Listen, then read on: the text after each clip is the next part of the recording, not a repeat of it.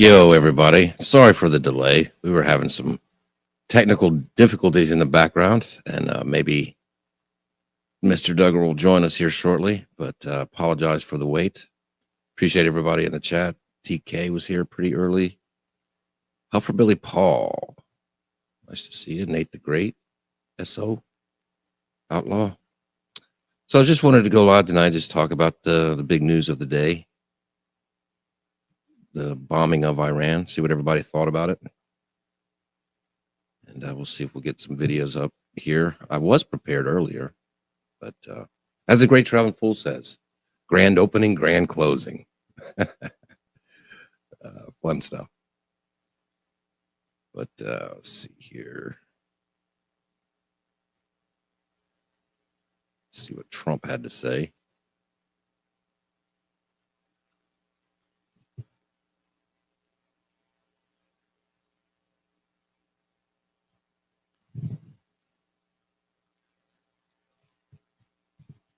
So what do you guys think about that? Y'all excited?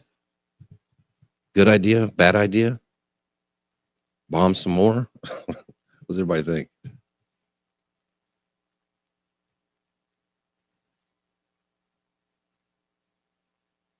see here.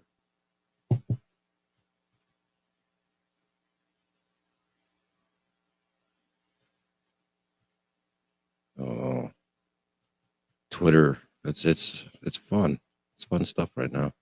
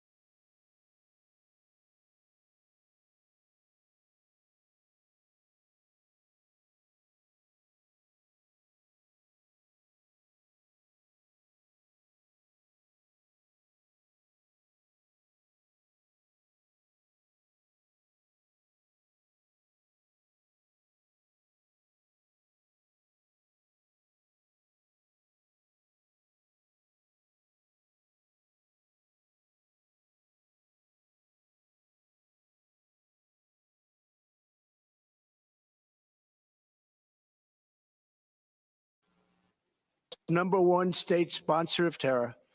Tonight, I can report to the world that the strikes were a spectacular. Thank you very much. A short time ago, the U.S. military carried out massive precision strikes on the 3 key nuclear facilities in the Iranian regime: Fordow, Natanz, and Esfahan. Everybody heard those names for years as they built this horribly destructive enterprise. Our objective was the destruction of Iran's nuclear enrichment capacity and a stop to the nuclear threat posed by the world's #1 state sponsor of terror. Tonight, I can report to the world that the strikes were a spectacular military success. Iran's key nuclear enrichment facilities have been completely and totally obliterated. Iran, the bully of the Middle East, must now make peace. If they do not, future attacks will be far greater and a lot easier. For 40 years, Iran has been saying death to America, death to Israel.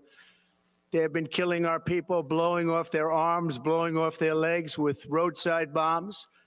That was their specialty. We lost over 1,000 people, and hundreds of thousands throughout the Middle East and around the world have died as a direct result of their hate. In particular, so many were killed by their general, Qasem Soleimani.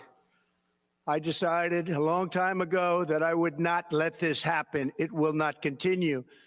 I want to thank and congratulate Prime Minister Bibi Netanyahu. We worked as a team like perhaps no team has ever worked before. And we've gone a long way to erasing this horrible threat to Israel. I want to thank the Israeli military for the wonderful job they've done. And most importantly, I want to congratulate the great American patriots who flew those magnificent machines tonight and all of the United States military on an operation the likes of which the world has not seen in many, many decades. Hopefully, we will no longer need their services in this capacity. I hope that's so. I also want to congratulate the chairman of the Joint Chiefs of Staff, General Dan Raisin Kane. Look at JD Vance's face. 4 hours, 4 hours before this, he was talking about how we don't need to get drug into this stupid war, and we don't need to do any of that stuff. Don't need to bomb them or anything. He didn't know anything about this shit. And look at his face. He's like, huh? Spectacular general, and all of the brilliant military minds involved in this attack. With all of that being said, this cannot continue. There will be either peace or there will be tragedy for Iran far greater than we have witnessed over the last 8 days. Remember, there are many targets left. Tonight's was the most difficult of them all, by far, and perhaps the most lethal. But if peace does not come quickly, we will go after those other targets with precision, speed, and skill. Most of them can be taken out in a matter of minutes. There's no military in the world that could have done what we did tonight, not even close. There has never been a military that could do what took place just a little while ago. Tomorrow, General Kane, Secretary of Defense, Pete Hegseth will have a press conference at 8 a.m. at the Pentagon. And I want to just thank everybody, and in particular, God. I want to just say we love you, God, and we love our great military. Protect them. God bless the Middle East. God bless Israel, and God bless America. Thank you very much. Well, that was interesting. Interesting. I love it when he tries to say these Arab names. It's the best. He slows it down. He tries to make sure he gets it right. It always cracks me up. And I heard they supposedly dropped 12 bunker buster bombs or whatever. And of course, we have no proof that they did anything. Iran saying that they destroyed the entrance and the exit, but not the stuff they're trying to get to. And they sent some nice response. Iran said they're going to attack every military personnel in the Middle East. And everybody's shocked about that. They're like, see, this is why we needed to bomb them. Look what they're saying. What do you think they were going to do? Send us an edible arrangement and a postcard? I mean, these people are retarded.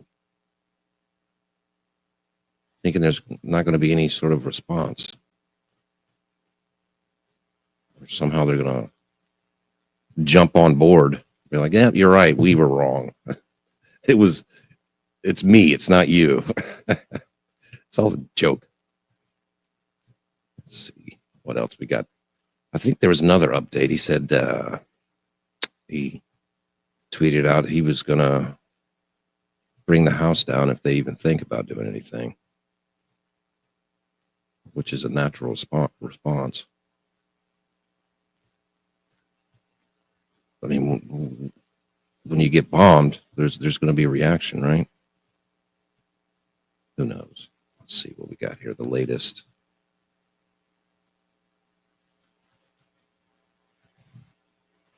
That Americans should expect greater damage and heavier blows. Let's see.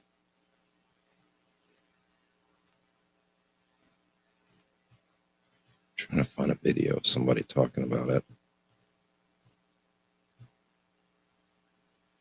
Listen to Alex Jones. He was saying we should know if they have all that stuff down there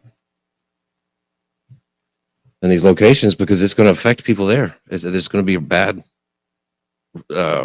reaction for people's health. It's all there. So there's that.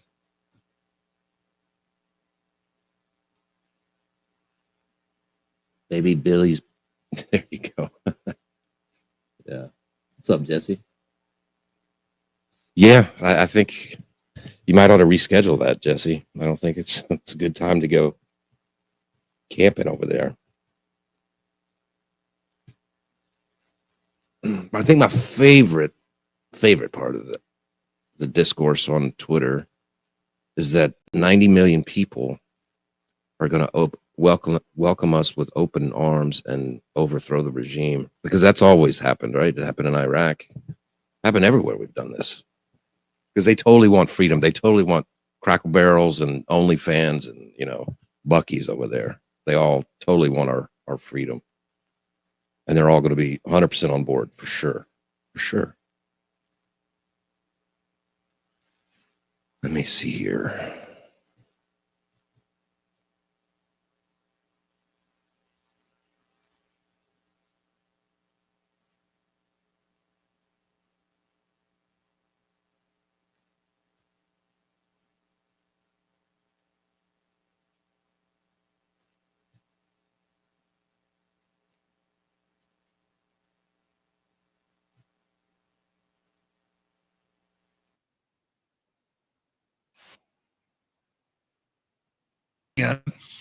Though the economy is still coming back somewhat despite that.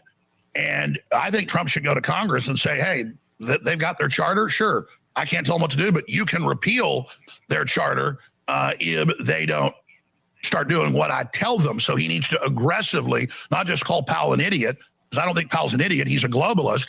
And so you have the EU, you have the Chi-Coms allied, you have the central banks, foreign owned of our Federal Reserve, not giving us what we need.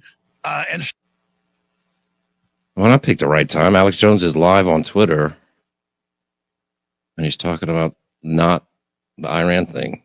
Lucky me. So it's outrageous, and it's all meant to kill the Trump recovery and to collapse us into this globalist system as a rump state of their larger empire, and it's treason. And so those are the central issues that you understand, that others understand, and I know the president understands this when he gets reminded of it, but there's just a hysteria by Netanyahu, who is in big political trouble, to try to control our politics. And he is in big political trouble. Every time his poll numbers get low over the last 20 years, he has some issue with somebody. We got to help him take out the bad guys. He's being investigated for like the last 4 years of bribery, fraud, all kinds of stuff. And his poll numbers were below 30 right before this started. 2 weeks ago when none of us gave a fuck about Iran. And to try to basically be our president.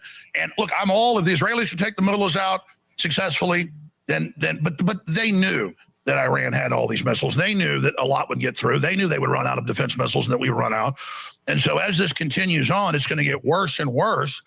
And so that's the point we're at. But if he hits them with the bunker busters, the mullahs say they will hit our ships, and then you'll have about to be decommissioned the Nimitz just out there in front of everybody like the Lusitania in World War I, and the Iranians will hit it. And then what are we going to do? The American people will suddenly demand war. We didn't want it in World War I, but once they sunk Lusitania, we did. And the Germans obviously put ads in the newspapers and said, don't sail on the ship, it's carrying weapons. So we're at that point. We're at that Gulf of Tonkin. He's exactly right. Everybody thinking that this, of course, it could be nothing. It could be not, they make a deal tomorrow. Who knows? But it could also be all this other bad shit. It's not as cut and dry as these, the famous cat turd and morons on Twitter would have you think. Point, and we cannot afford this crisis. And I know from my sources that they do have the material for bombs to put them together. I think they already have them put together very, very quickly. And so now you put them in a corner, and they have shown that they're psychotic, their leadership, and that then we probably will have a nuclear attack on Israel. And we don't know that the missiles will get shot down. They may detonate in an airburst regardless if they are hit. And then most of the Rand Corporation, Pentagon war games, as you know, Steve, trend towards a nuclear war. If one starts, even a limited exchange, very quickly, India, Pakistan go at it. You've already got the situation in Ukraine. All of this together is a recipe. Sounds like fun. perfect storm for Armageddon. You said something early at the top that the generals had actually talked to him about. Can we at least get through one more college football season before we do the whole World War III thing? Thank you. The even viability of the limited strike to remove it, which Israel was kind of counting on. Walk me through that. We got about 2 minutes, so I'm going to hold you through the break.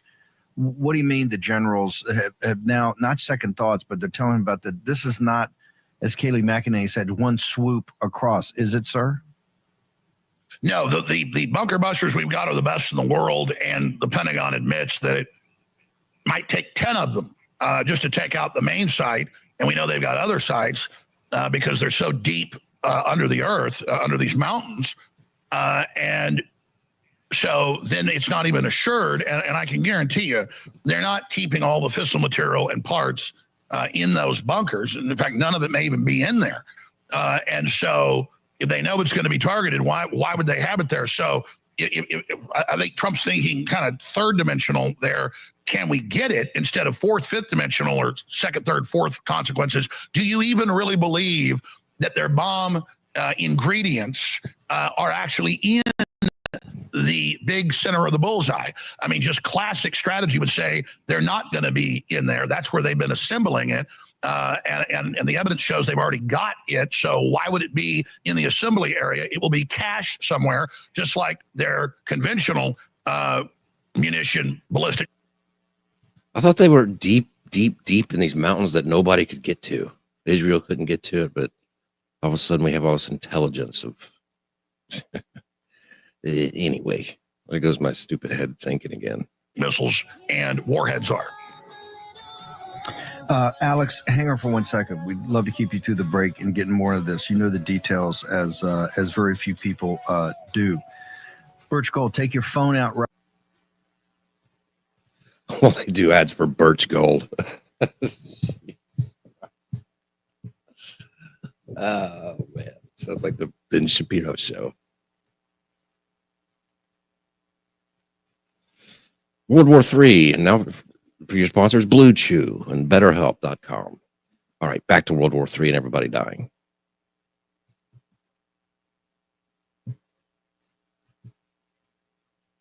Right now, text Bannon, BANNON 989898. You get the free ultimate guide to investing in gold and precious metals in the age of Trump. This document shows you why gold has been a hedge for 5,000 years of mankind's history. Why is Ray Dalio talking it up this morning on Morning Joe? I'll break all that down in the afternoon show. Short commercial break. Alex Jones is going to continue on the other side in the war room.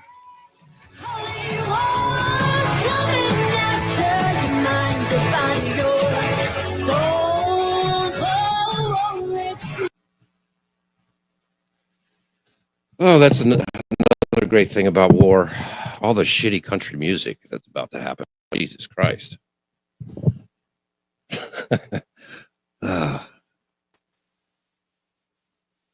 Reverb. Hello. Allow.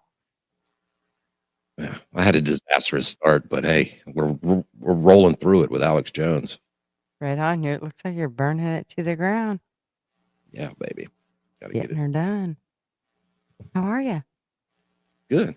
Don't you have house guests? Why are you messing around? My with house guest is gone. Hey, how come? Why do you have this Team Fools, Team LW? Why does it look like that? Where? Background.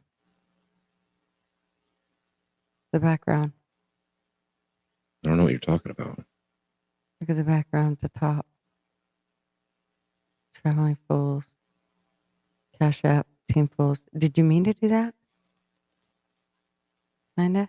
On air. You see that? And no, I don't see it on my end. No. Oh, well, you've got a background on. If you scroll down, you'll see. If you scroll down on the right where all your shit is, you'll see. I just derailed your whole stream. Go ahead. Oh, No y'all are big good deal. at that. You're good at that, though. I am. Good at I am. that. I didn't even have to show a boob, and I got it accomplished. Well, if we're going to burn it down, that's going to be the way we're going to do it. That's right. I mean, We're gonna do it. We're gonna do it right. Yeah, we don't half-ass this shit, lady. That's right. So are you excited? I'm excited to go camping, and if Trump fucks it up for me, I'm gonna be really mad. Well, I mean, you're not camping in Iran. You'll be fine. Doesn't matter if they start shooting stuff around. I don't know what they're gonna do. Well, Did you see that explosion thing? It sounds like that was from, I don't know, December or something like. But I was like, oh, in December they did that. It was on Twitter. Did you see that? no. Let me see if I can find it.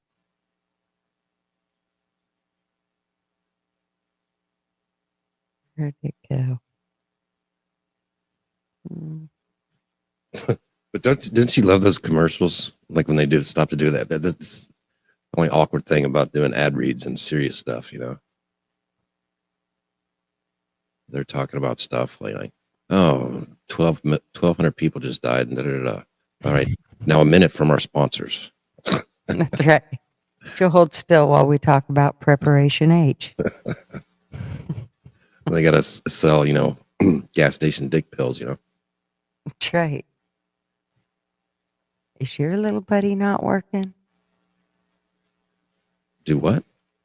Is your little buddy not working? Oh, yeah. Try this little blue pill. I All don't right. know. While you look for that, let's see if the You do that. Bluetooth commercials are over.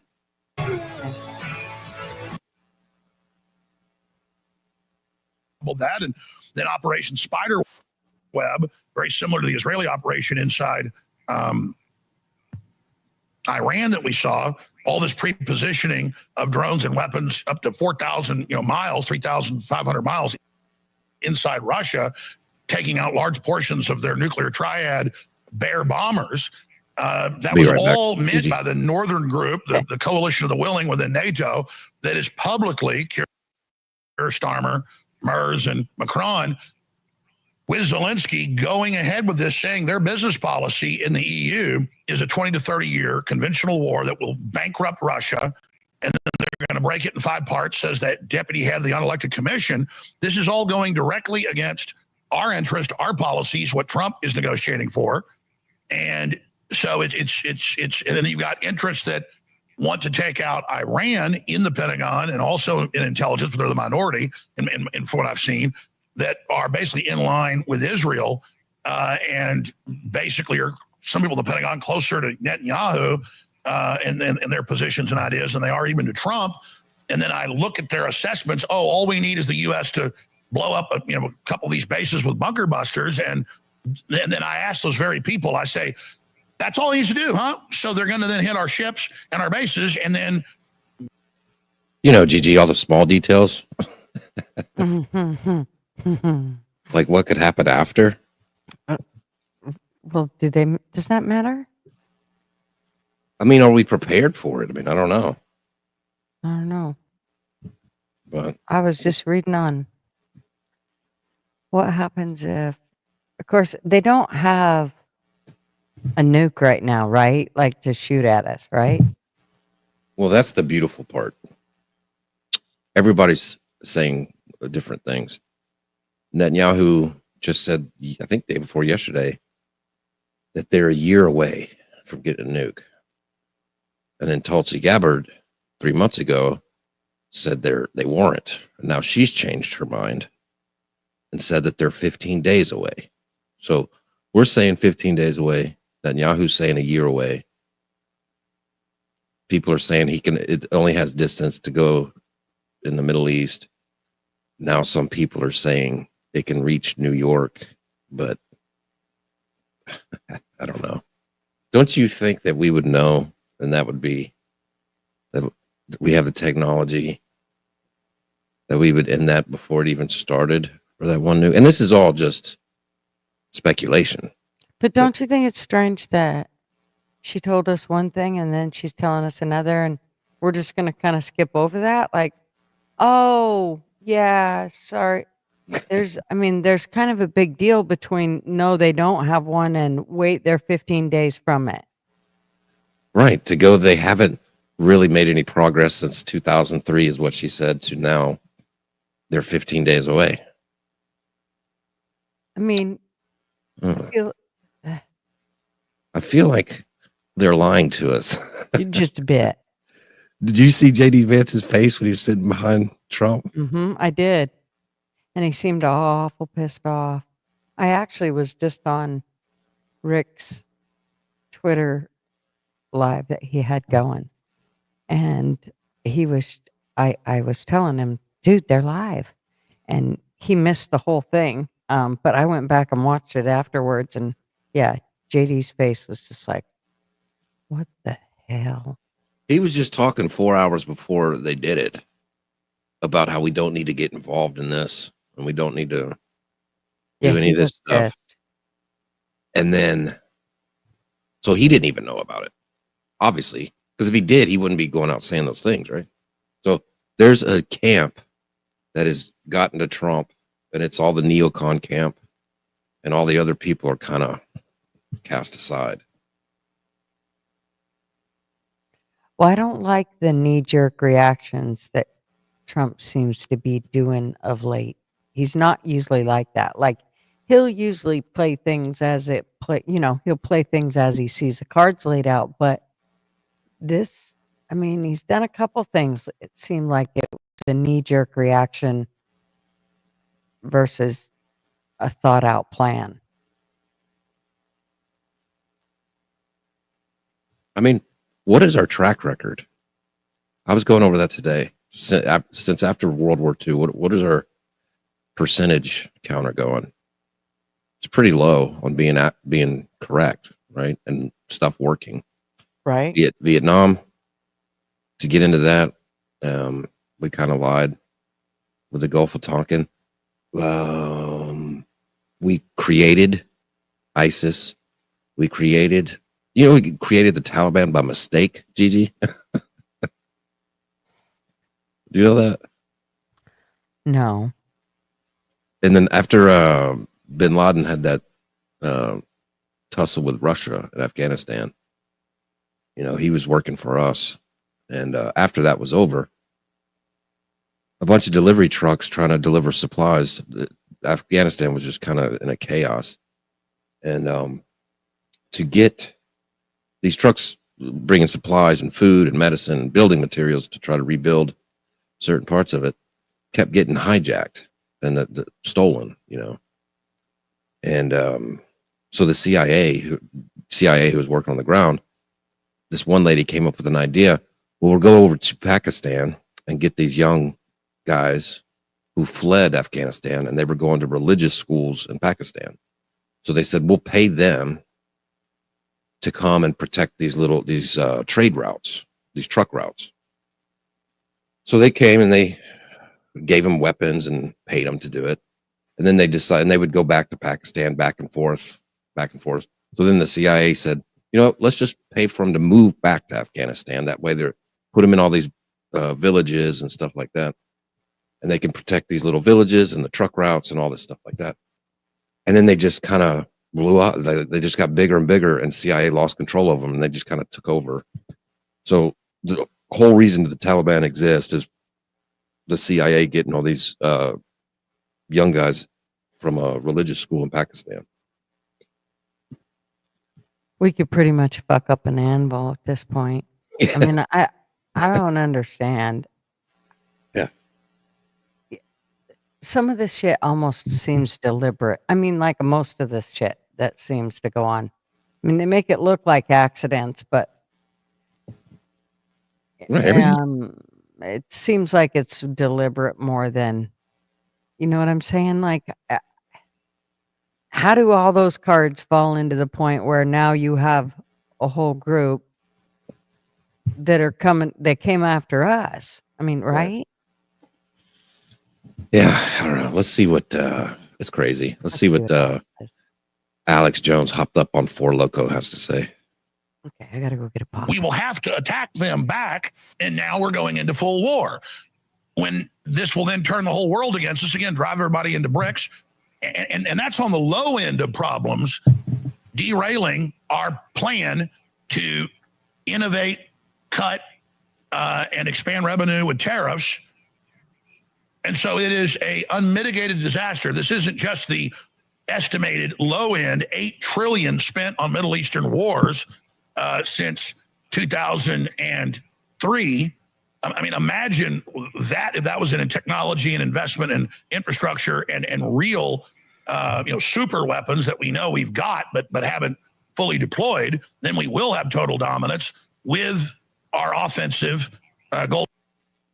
Imagine if you go to the hospital for a surgery and have a week stay and not get charged $300,000, but a little 8 trillion here or there doesn't hurt anybody.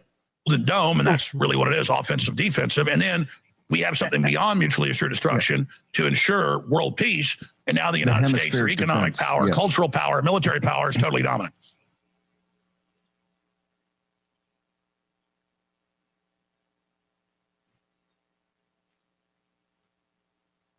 Hang on 1 second. We got about 5 minutes in this segment. If you walked into the Oval Office this morning, Alex Jones, and had 5 minutes with the commander in chief, go ahead and roll. Tell me what Alex Jones tells him right now. Mr. President, I absolutely agree with you that the mullahs want to destroy Israel and that they're unpopular and that they are a serious danger to world peace. But if you look at all the different assessments that I know you've been given, and I know that most of your advisors have told you, he's just kind of kissing up on that part. It will bare minimum cause oil prices, which you already see going up, to explode. The Iranians, in most assessments, will easily block the Strait of Hormuz by sinking their own ships, much less ours or others. 20% of the oil of the world goes through there. The low estimates are 110. Higher estimates go as high as 200 or more. Just $110 a barrel will double. Yeah, that Strait of Hormuz, it's this very small area where 25% of the world's oil travels through, and like a third of the natural gas comes through there. So if Iran, wants to shut that down, then there's a war over that, and then you're looking at $5 gas prices, $6 gas prices. Mm-hmm. Double the CPI inflation, and then that will raise interest rates. And then if you look at the numbers that Lutnick and Bissett have put out that were very accurate, it will definitely derail your entire economic recovery plan that's so critical, not just for us, but for the whole world. And I know from talking to my sources in CENTCOM over the years, but also from open intelligence, and Netanyahu, remember, said 24 years ago, they're 2 weeks from a bomb. From my information, for about 15 years, we know from surface sensors with our agents on the ground, and also from satellite and aircraft, that they picked up the signatures. And if you haven't been told this, please go talk to your people at the Pentagon and the CIA, and that they do have weapons-grade fissile material, and a lot of it. And if you just look at basic strategy, they've already moved the delivery systems, and the ingredients for these bombs are undoubtedly not there where it was constructed and developed. And in my view, that is just a distraction to make people think that that's the only place for the UN inspectors to go look. So basically, they don't know where the shit is, right, Gigi? Oh my God. No more than we know. Gotta love it, man. I think that's probably the scariest thing is we can all sit here and assume whatever we want. We've been lied to so much. It's hard to really know what the hell has gone on for the reason that, they decide to do what they do. Like Trump doing this shit. Baker, what's up? I had to come on and say my piece. This is absolutely fucking atrocious. This is not what I voted for. Even when he has bad audio because he's on the road, it's still kind of good. Go ahead. Go ahead. I'm definitely on my mobile studio for sure. Hey, can you hang tight? Talk to Gigi, but I want to hear your thoughts. I have to do something real quick. I apologize. He's got to pee. I could hear him dancing. I'm a bad show owner. I can't even talk. Yeah, so I'll be right back. Oh, I don't know if you kept up with some of the other things that's going on in the world, but ever since he did that, there's been one tweet that came out, or Xteen, is it Xteen now? I don't know what the fuck it's called, with AOC calling for his impeachment, and I think that's the first time that she said something that sort of kind of makes sense. Well, I mean, big deal. What's an impeachment do? I mean, he's been impeached before. They all get impeached and nothing happens. It's just a bunch of fucking paperwork and red tape that goes nowhere. I know I'm not entertaining the idea. It's just the first thing that's come out of her mouth that made any kind of sense.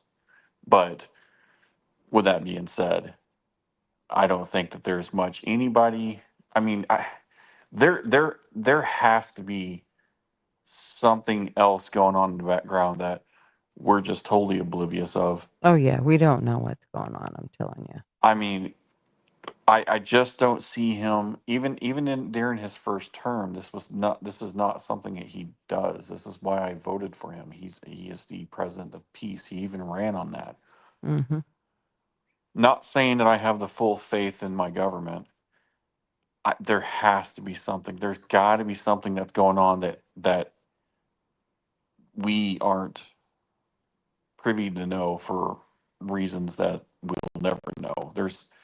I don't know if this was a false flag situation ran by Israel to get us into this, but something has to have happened to go to these measures.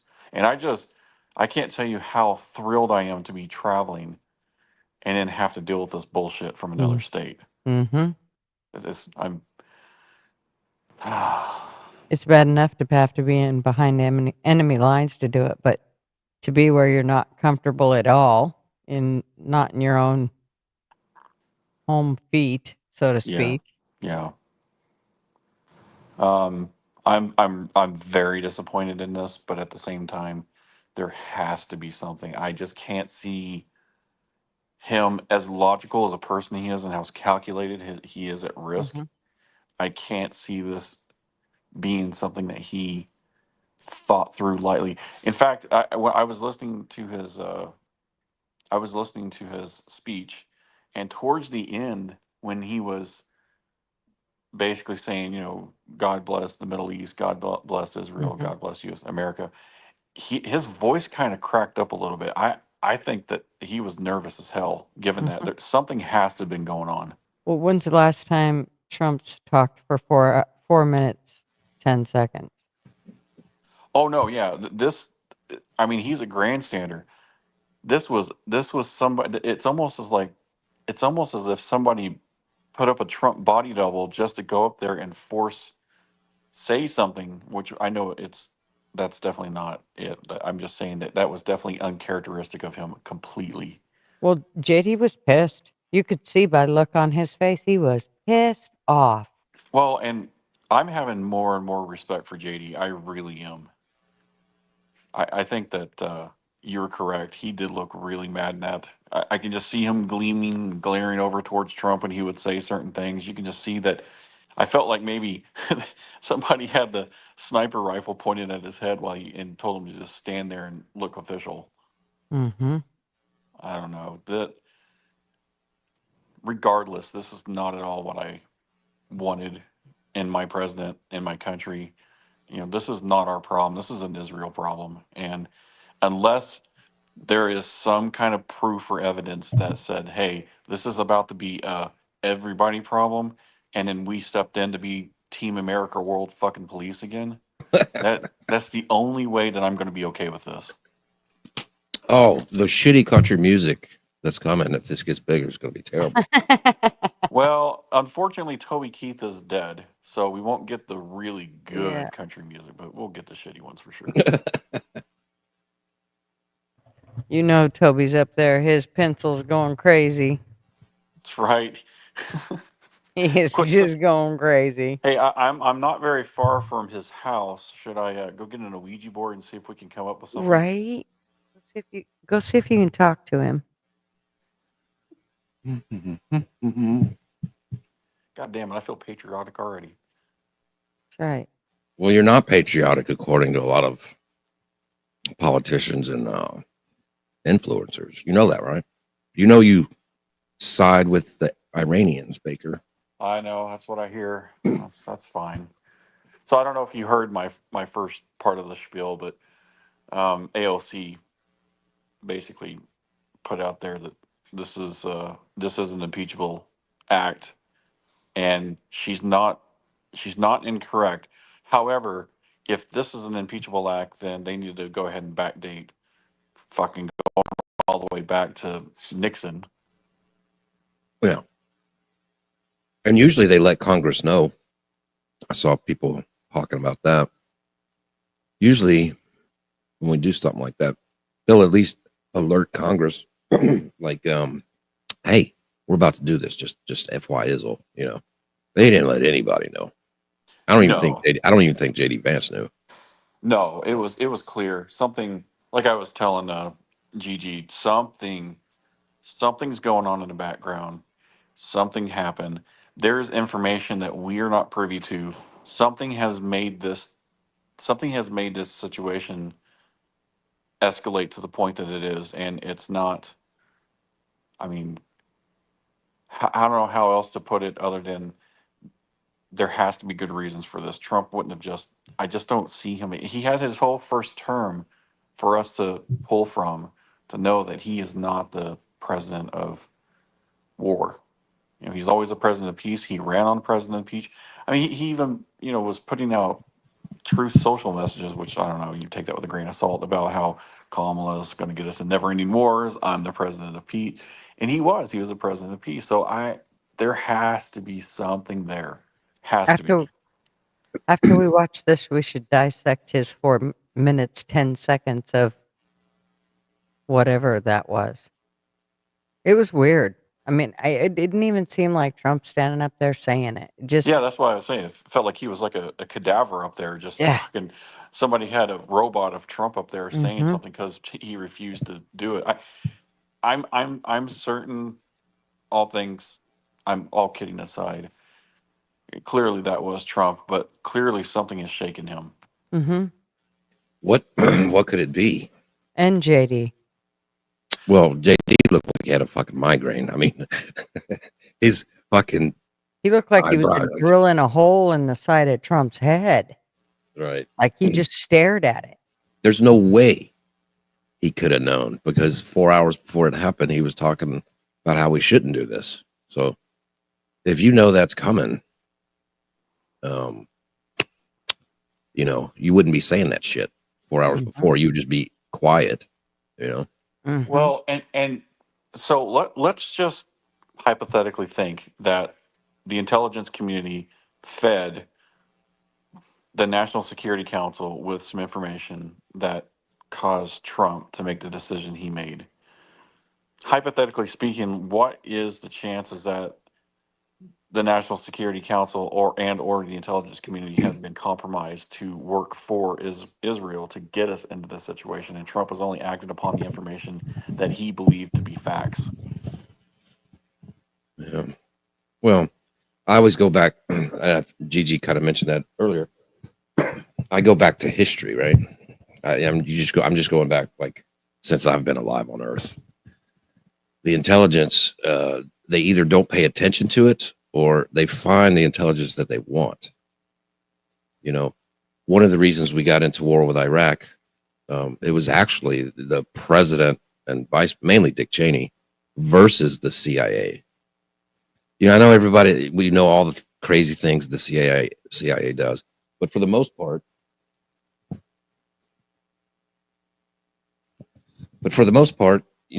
all the people we don't even know who are CIA agents, they do all this crazy shit. But there are good employees that they have out there that don't know everything they're doing, but they have jobs that they do, and they do them very well. The CIA went to Bush and Cheney and said, the people you were using are liars. They're full of crap. Do not use this information to go to war, because this is incorrect. The CIA went to Niger, where they supposedly Iraq got yellow cake. They investigated it. Niger let them in and said, we would never give them that. You can check all of our everything. The CIA confirmed, Niger didn't do that. and they used a witness from Germany who was an Iraqi who worked at a shish kebab restaurant. He was just reading the news and was like, "Oh, I'm Iraqi. I know they have weapons of mass destruction." The CIA went to the Bush administration. This is not accurate. This guy's full of shit. He's just trying to get an American citizen. We know this guy. He's not to be trusted. And they couldn't believe it when Bush went on TV and started talking about the yellow cake from Niger. They knew it was wrong.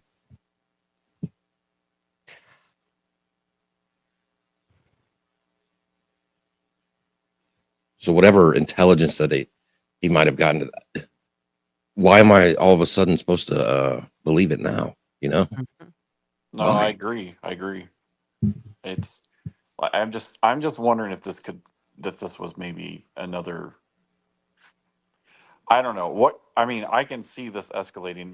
You can't possibly think that Iran's just going to take this sitting down. I mean, if there's anything that you can say about most countries in the Middle East is that they're prideful people.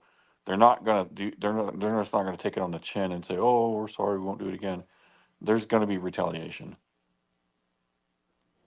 Now that I think about it, though, didn't we did drone strike them the first time, and didn't they like warn us like, hey, we got to show a sign of whatever for our people, so we're going to throw a couple of missiles your way. They're going to land like a landing strip over at some base over here. Just move your people out of the way so nobody gets hurt or killed.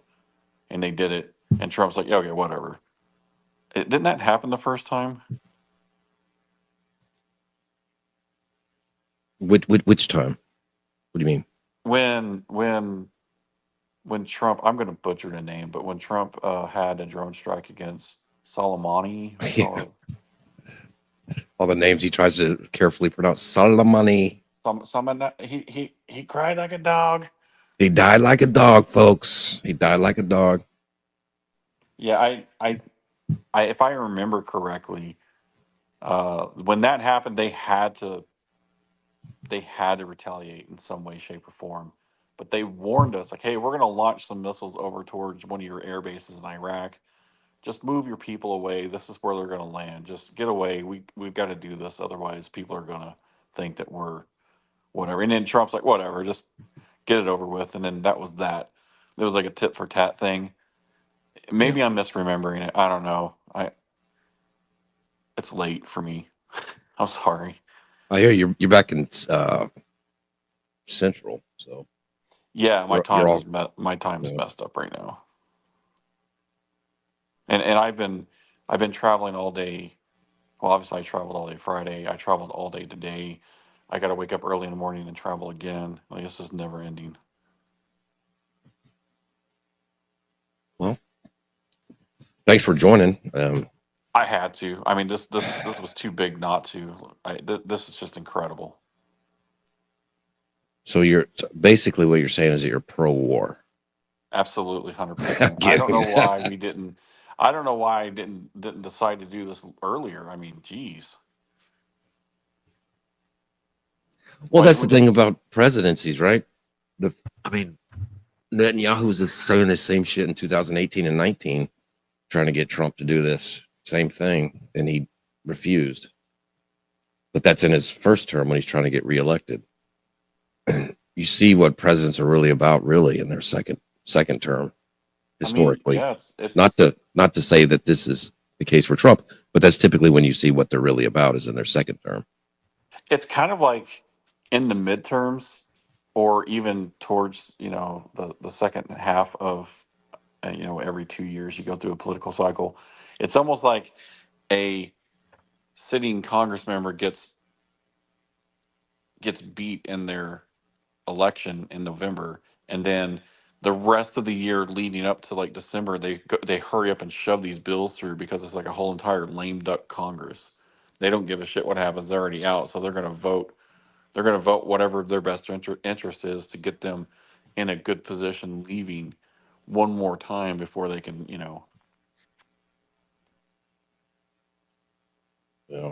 And people who think, I mean, this maybe I think weird and I'm just stupid. I try to use, That. You're very huh? good. What's that? I was just telling Baker not to agree, because then you'd rage quit. No. I mean, people can disagree, but I'm not here to argue with anybody. People can think whatever they want.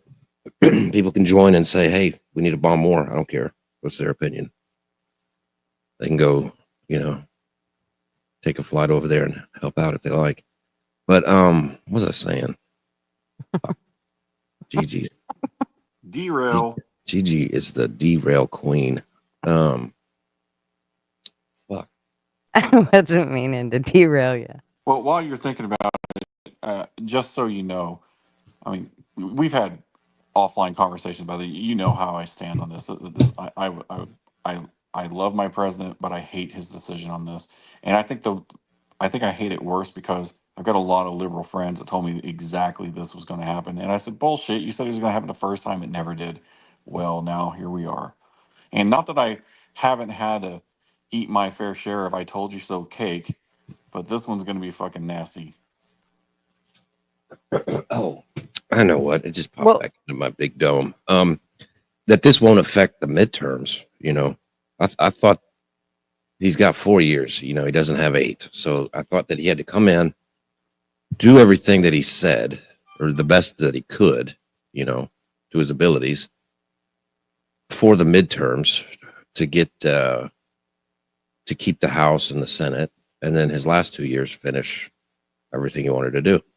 But I mean, it's 2026 is next year. I mean, I hope this doesn't go any further because there's a lot of people that Tulsi Gabbard brought over to vote for Trump. There's a lot of people that RFK Jr. brought up to vote for Trump. The libertarians brought a bunch of people, and that's why Donald Trump won. His people are going to vote for him no matter what. But these people pulled a lot of, and of course Trump got him in there. Credit to him. But there's a whole bunch of people that won't be voting the same way in 2 years if this shit blows up.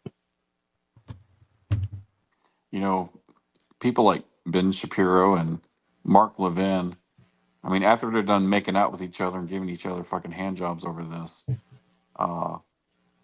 you got to think that they're probably the two most happiest people in the world that this happened.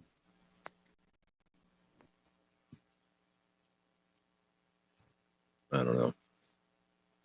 It begs the question still, what does Israel have on everybody? Yeah, right. Gutters for president. They can't get her. She's already flaunted everything out there. That's right. Right. She's beyond libel. Nothing can hurt her. Or beyond Caring. I mean, she already has an Air Force One just waiting on the tarmac. That's right. We'll just Oh. paint. We're probably gonna have to get a little bigger plane to put that many letters on it. I don't know. Or we'll just have to make the font smaller. Yeah, this whenever I was out with some friends whenever I saw the news and I was like, oh, for fuck's sakes. And it was it was with some people that are very like-minded. They also, voted Trump for the same reasons I think we all had. And they were instantly regretting. It's like, oh my God. Like I would hope somebody is telling him and advising him that there is a large swath of his voter base that is against this. But again, I will reserve judgment until we get some evidence because something has to have been done. There had to have been some kind of disclosure in the Situation Room that made him make these decisions.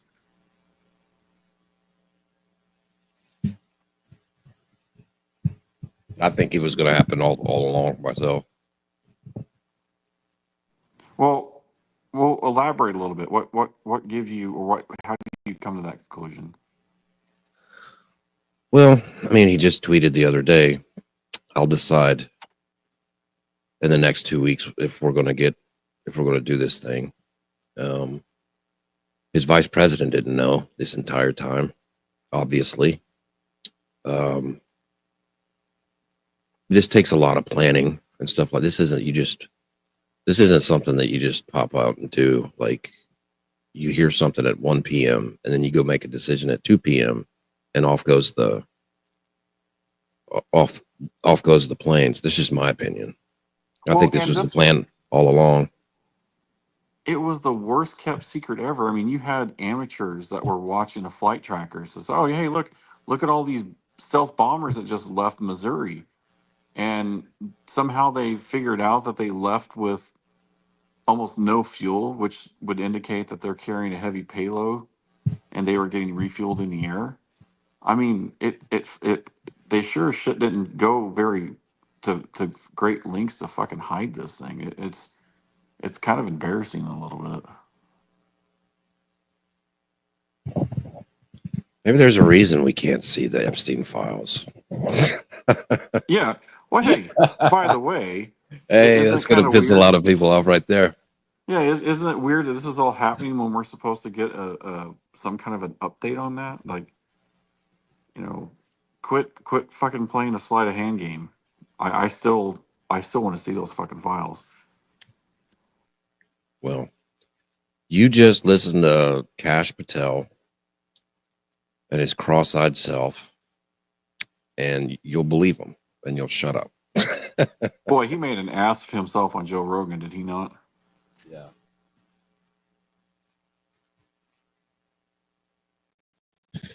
Let's see what told Alex. This might have been from yesterday, and I'm sitting here fucking playing it. This is definitely from yesterday. And you have Russia, threatening that this could trigger a nuclear war. Pakistan, as I know, says that they're not going to intervene for now. I know you've talked to them wisely, but there's just so many variables here. And then you've got the issue of a failed state and an ongoing civil war there, and the Israelis talking about commando raids and what happens if they get pinned down and killed. And then the U.S. would probably be obliged to go in, and it would look like the Delta Force in their failed raid with Jimmy Carter in the late 70s. This is just a Pandora's box, and that's why I know because it's a fact that the majority of the Pentagon advisors and intel people are telling you not to do this, and that our focus is not the Middle East. That's been a distraction. China is everything. Winding down this Ukraine war is everything. You've done a great job through soft power, not just with these trade deals, ending our surrender to the WEF and the globalists and the UN, but actually getting countries to align with us politically and culturally through these trade deals. And you're winning faster and quicker and better than I thought. And this is a blessing from God. Why God, I believe, spared you in Butler in July of last year. And so I just pray that you will continue, as I know you're doing, to just get as many assessments from as many people as you can. Okay, it's 2025, and Alex Jones is the most sane person in America.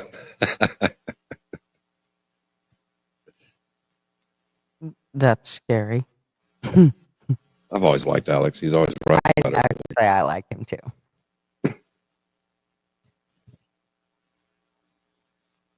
And he predicted this too, right after the election. He said, look for about 6 months, sometime in the summer, maybe, some Israeli-Iran stuff popping up, try to derail his presidency, blah, blah, blah.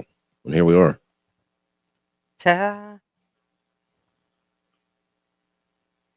It's like he knew. Well, it's easy to see it's kind of easy to predict this type of stuff because it's happened so much in the past. Yep. You know what I mean? It never fails. I was really kind of hoping we'd get a bunch of shit done before all hell broke loose. Oh yeah, I was really hoping I'd get back before all hell broke loose. I This told better you not- not to go anywhere. This better not ruin our college football show, Gigi, that we're going to do this fall. You and me? Are we still on for that? Yeah, we are. Marvin went to Eugene last night. I was like, dude, you and hope you make it back. All the shit that's going on. He's like, I'll be fine. Well, I don't think we really have to worry about it here as much. It's just the troops. I mean, that's what I'm worried about. I kind of disagree with you. I think that we need to worry about sleeper cells. Well, that too. Yeah, you're right. We let in 12 million people. Well, we didn't, but Biden did. 12 million people in 4 years, and a bunch of them were, there's a large swath of them that are Iranian. So that's always good.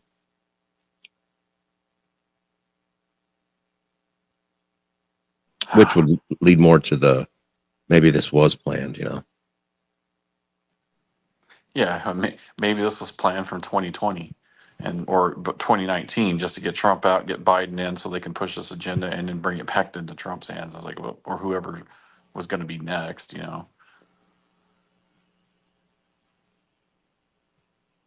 I don't know. I, for whatever reason, the patriotic side of me still has faith in this country, but God damn it. I still think we should watch the rest of this and then critique the 4 minutes of Trump. Okay, I believe you. You've said it 5 times, so I'm actually going to do it now. I didn't say it 5 times. I said it twice, but okay. Okay, zip it up, lady.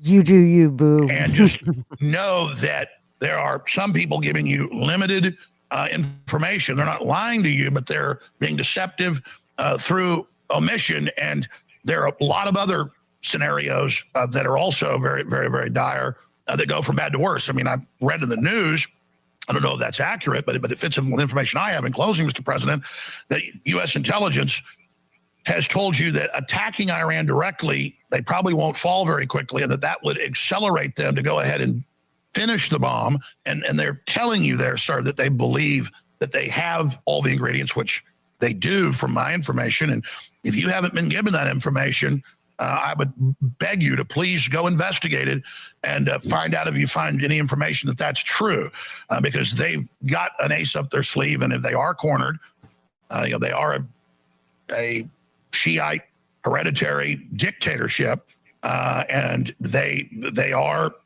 crazy when cornered, and it's part of their messianic belief system that by trying to nuke Israel, this will bring in the Mahdi or their Messiah. And I know in closing, Mr. President, it sounds like I'm arguing for Netanyahu now, saying they're about to get a bomb, and here I am saying I believe they already have a bomb. That's the point, is the genie's already out of the bottle. And if cornered, that then accelerates the probability that they will try to smuggle one into Israel. They may already have one in Lebanon. They may already have one in Gaza, or they may be able to deliver one on one of these missiles. Instead of firing 100 missiles at a time, they could fire 200, 300 at a time. How the fuck is this just out of the blue, out of nowhere? Hello? I don't Well, think weren't they that- talking about, like, I mean, this has been going on for a little bit. I mean, it's been Right? going on. It's been going on my entire adult life. Of the big boogeyman Iran might get a nuke. I mean, this is they were talking about this in the 90s. I mean, I just don't understand. 3 weeks ago, nobody really gave a fuck. You didn't hear about it. You just heard the typical things you always hear for 30 years. And now, just 2 weeks ago, everybody just started flipping out. I don't get it. Makes no sense. Well, And in amongst that could be 2 of these ballistic missiles with atomic bombs on their nose cone. And it's sad that they probably have it. So does North Korea. So do a lot of others. So that's where we are. So I would just ask you, I'm not going to tell you what I think you should do. I would just ask you to please take your time on this, sir, and not be stampeded into anything that could potentially not just derail your agenda to save America and the West and the world, but could trigger the end of the world as we know it. Alex Jones, the deep state tried to shut you down and they failed. Where do people go to get your show? Where do they get you on social media, sir? Well, we're still fighting, but we're still here winning in court now. They're very panicked up at Real Alex Jones on it. You know they're suing his parents now. well, that's what they get for conceiving him, of course. His dad has dementia, and they're suing his parents. Jesus. For So what? Okay, that's a kind of a story, but so the Sandy Hook stuff, he talked about it for like 26 minutes on a show years ago. Right. He said he was wrong. He didn't really talk about it that much. Some caller called in and was talking about it, and it started on the internet before him. He wasn't the creator of it. Some caller came in and started talking about it. So he talked about it when that caller was on, and then another show he talked about it for like 4 minutes in another show, but it's total like 26 minutes. So a few years go by, then he apologized and said he was wrong. And then years go after that, and then the 2016 election came around, and Hillary Clinton was openly talking about we need to get Alex Jones off the air. You know, he's misinformation. And then poof, then a lawsuit pops up. And half these parents didn't even know that Alex Jones said anything. Most of America didn't even know Alex Jones said that much about it. And then he went to trial in Texas over it. And they didn't even, what is this? Oh, that's outlaw. What the hell is it? Long story short, he got found guilty by judgment by the judge. A jury never found him guilty. They asked him for stuff that he said he didn't have. He gave them everything that they asked for, except this other stuff. And he's like, I don't have this information you're talking about. Like they asked him for his Alexa account and information. He's like, I don't have Alexa. And they were like, yeah, you do. And he's like, no, I don't. I don't own a fucking Alexa. And the judge was like, all right, you're guilty by judgment. So then it went to jury to decide how much he had to pay these families. And they lied. And one, they were ordered that they couldn't like defend Alex Jones, his own lawyer. It's the craziest case you've ever seen. And they lied to the jury and told him that he was worth $400 million. When he's disclosed how much he was worth, he was worth about 10 million, like with a ranch and all this stuff like that, his home, his cars, and he had like 2 million in the bank. And they gave the judgment, what was it, 900 billion? Like almost $1 trillion. It's insane. Corporations don't even get fined that much for killing people. Mm-hmm. some corporations get backed by the government and tells you that you can't sue them for any kind of incidental incidents that happen to you from taking certain medications that you were told you had to take, or else you'd lose your job. Right. Exactly. The good old 1986 law made pharmaceutical companies immune from vaccine judgments. That one just about sends me into a tizzy. Why we got to go there? All right, now Gutters, you said you wanted to break down the. Let's go to it. Okay. What's up, Outlaw? Sorry, I didn't mean to ignore you there, buddy. Yeah. What's going on? Good people. How are ya? Yeah, back's kind of sore from cleaning up from yesterday. I'm all right. From cleaning up from yesterday. Yeah, it caught up with me. Gotcha. Wow. Down in my lower back. I hate that. Marvin gets that all the time. We'll be about halfway through a 3-mile hike and he'll be like, oh, ow, oh my, I can't go no more. I'm like, fuck that. I'm not packing you out of here. Come on. She's like a tyrant. I am.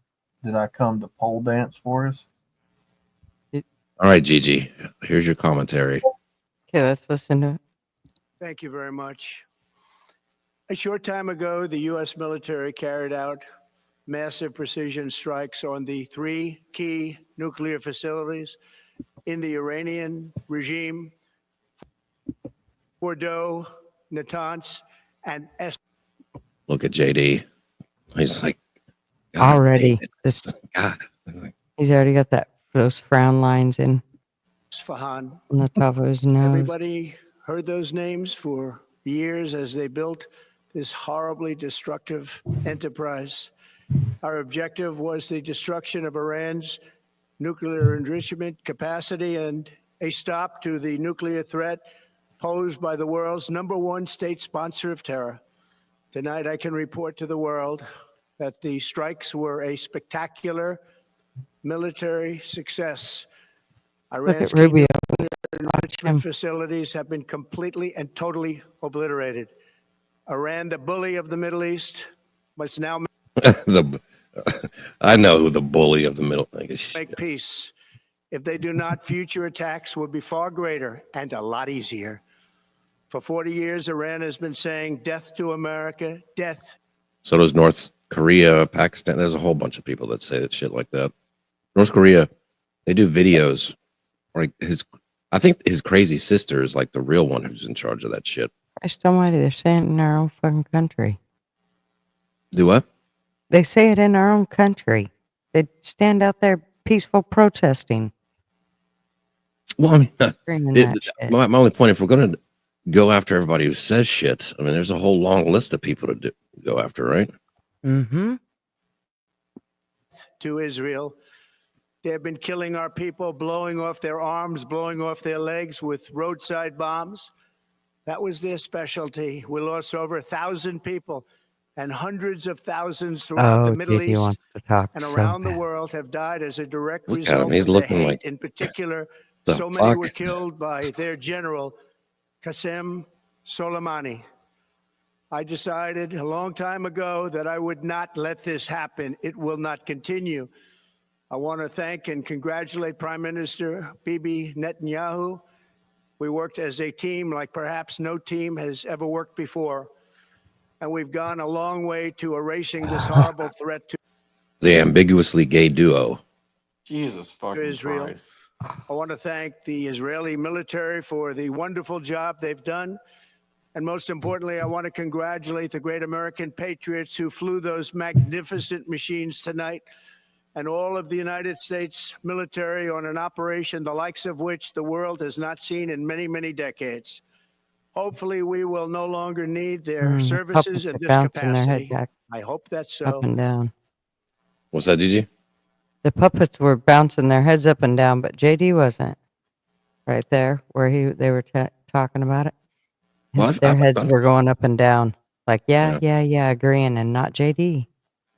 Well, I'm sure he feels like a retard. He wasn't even told about. He was out, saying all this, stuff in complete opposition to this. So I'm sure he feels like, oh, thanks for telling the vice president, brother. I also want to congratulate the chairman of the Joint Chiefs of Staff, General Dan Raisin-Kane, spectacular general, and all of the brilliant military minds involved in this attack. With all of that being said, this cannot continue. There will be either peace or there will be tragedy for Iran far greater than we have witnessed over the last 8 days. Remember, there are many targets left. Tonight's was the most difficult of them all, by far, and perhaps the most lethal. But if peace does not come quickly, we will go after those other targets with precision, speed, and skill. Most of them can be taken out in a matter of minutes. There's no military in the world that could have done what we did tonight, not even close. There has never been a military that could do what took place just a little while ago. Tomorrow, General Kane, Secretary of Defense, Pete Hegseth will have a press conference at 8 a.m. at the Pentagon. And I want to just thank everybody, and in particular, God. I want to just say we love you, God, and we love our great military. Protect them. God bless the Middle East. God bless Israel, and God bless America. Thank you very much.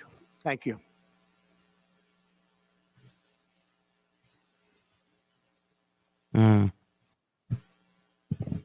Well, I did see JD kind of in agreement there a couple different times. So that's Oh, more than I thought he was doing earlier when I watched it. But he still don't look like he's too impressed. And maybe it's just because he's stressed over the whole thing. I don't know. It's all, I mean, it is fluid. It happens fast. so correct me if I'm wrong, but isn't Iran part of the BRICS, part of that whole alliance with, was it Brazil and Russia and China and Yes, Pakistan? correct. Yeah. So what are they going to do? Probably nothing. But what does that signal to the rest of the world about this quote alliance?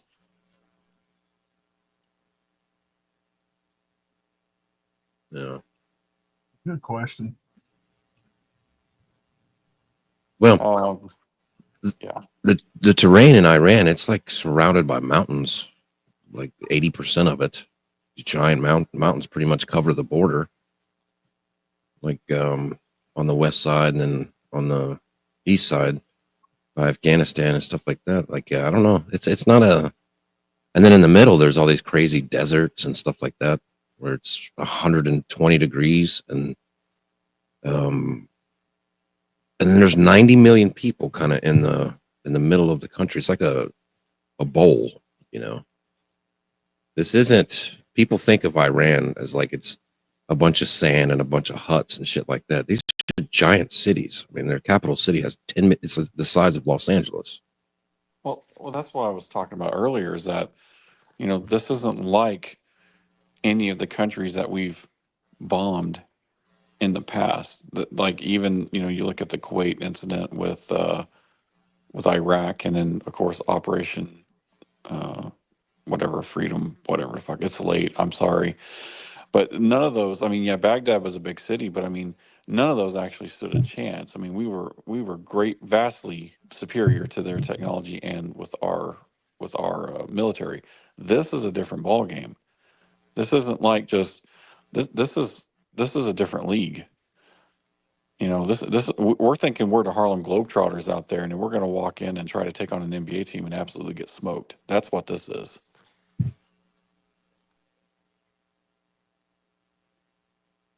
Mm-hmm. And people think like, okay, well, our army, they would destroy. Of course, yeah. If you're using like the no rules and you just obliterate everybody, they'd be gone in 5 seconds. But you don't want to kill 90 million people, right? I don't want to kill anybody, but let's play hypothetical real quick. Let's say that the information that Trump was given is that they already have a weapon, and that we got to get it before they get it out and get it loaded and get it launched. If that weapon gets anywhere, even in the atmosphere, you can't take it down. I mean, couldn't they just ignite it over the atmosphere and cause an EMP? I mean, that would just cause more devastation in a modern society than just it actually landing. So, perhaps they're scared of something that they have the capability of that we don't have the capability of stopping. So they're preemptively trying to get ahead of it before it's too late. What do you guys think about that? It's possible. Yeah, But I could see. again, it just comes back to experience, or just my experience, all of our experience on their history of this stuff. What is to be believed? Because nothing is, was accurate the last 40 years of foreign policy. And I could just, take the leap of faith and be like, hey, this time it's real. And he's doing a great job. I guess I could. There's just some part of me that just doesn't, I don't know. What do they say? Even a broken clock is right twice a day. Right. It could be that one of those situations. Yep. We shall see.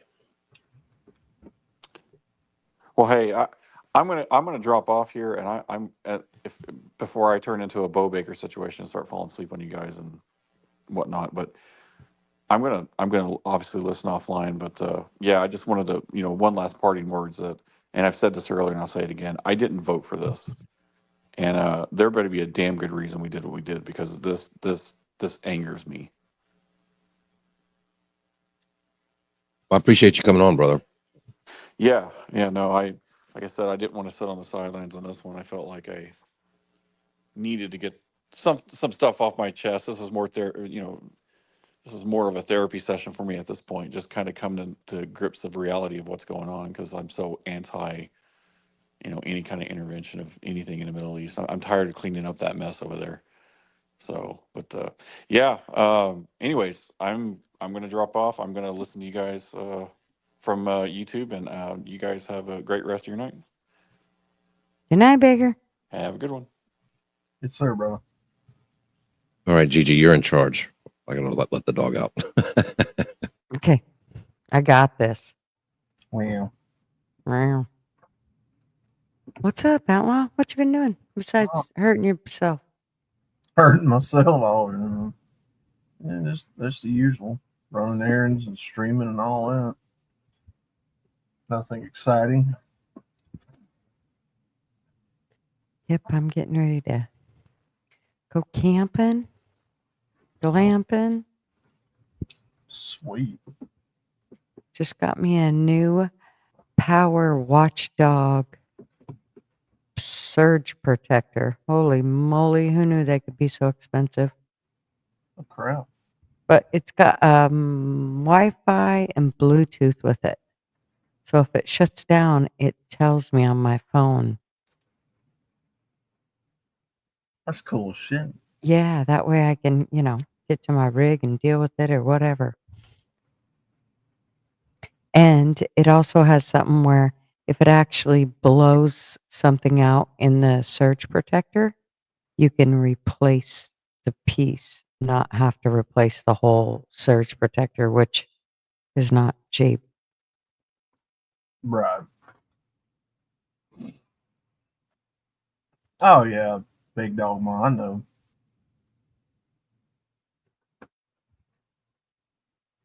He does dance on a pole, though. Don't let him shit you. Like I tell people all the time, I ain't got the ass for it. Some ladies do it to get the ass for it. Oh, They say it's really good exercise.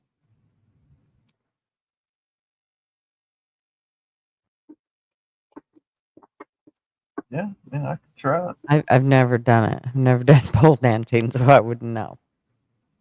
No, I haven't either. I couldn't tell you nothing about it. I'm a fucking klutz. I'm pretty sure I'd end up on my face. Mm.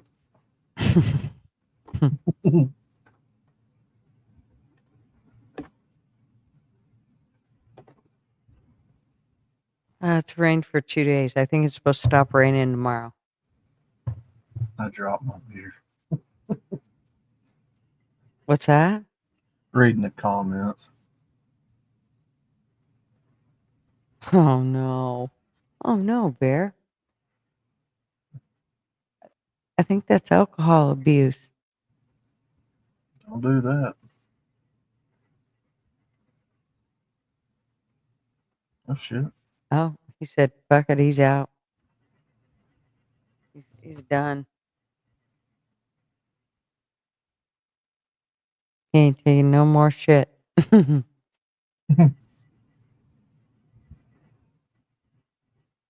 So your little Chinese writing up there, whatever that is, what's that mean? It's supposed Is to it- be outlaw and was it Japanese? What are those called? Kanjis? Kanjis? Hmm. It's supposed to be outlaw in Japanese. Hmm. I just It made a looks- logo out of it. I thought it was cool as shit. Cracks me up. It kind of reminds me of like a stripper joint or something. You Trying know to what give I mean? Oh yeah, trying to give it that 70s vibe with the chicks and the multicolored walls and shit.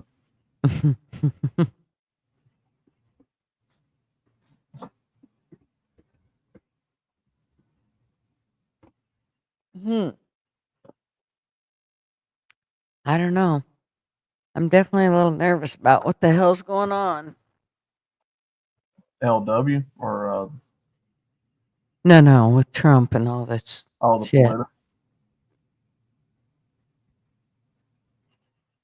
Yeah. There's plenty of Tide fans around. Oh man. Look, I'm gonna tell you this. I like my football team, but I don't like the fans. The cult, some of them are cult members. Let's just be honest. Religious cult members. They worship the ground that man walked on.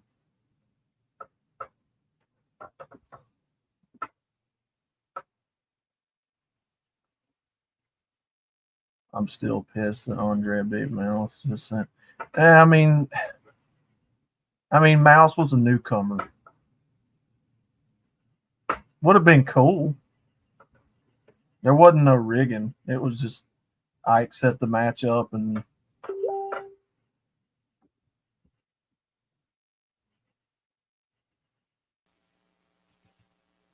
Hello? oh shit. Scared the fuck out of me. Nice of you to join us, sir. Yeah, What's keep up, dude? on stream. Were y'all just quiet? No, I was talking to the chat. Ma, you can thank me because I designed Mouse's outfit for that character.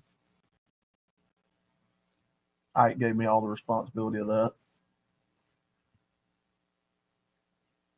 They didn't have Minnie Mouse ears, so I had to make her outfit as close as I could.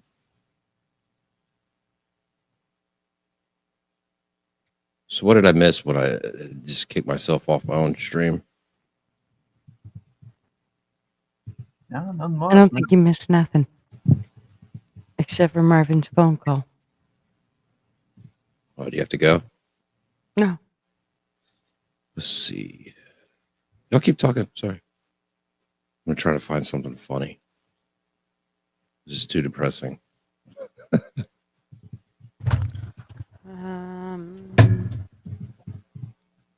So how was your house guest? Was it a fun stay? Yeah. Yeah, he's always a bucket of fun. I mean, we call him shock and awe because that's what he basically is doing is shocking the shit out of you or, something cool. And he's just, yeah. He's pretty cool, dude. He does it's called Dangerous Waters Adventures. And it's pretty cool. They take jet skis and go up and down the coast of Alaska, all the way to Seattle. Pretty cool. Yep, that dude with the cool van. Yep, that's exactly who it is. Now he has another van that is a freaking minivan that's black and white. And I'm not kidding you. When he drove up, it looked like I thought it was a cop car. It's funny as hell. But it actually is the Dangerous Waters van. And those trips that they take, it costs like the cheapest ones are like 10 grand. And the most expensive are like 17, 18.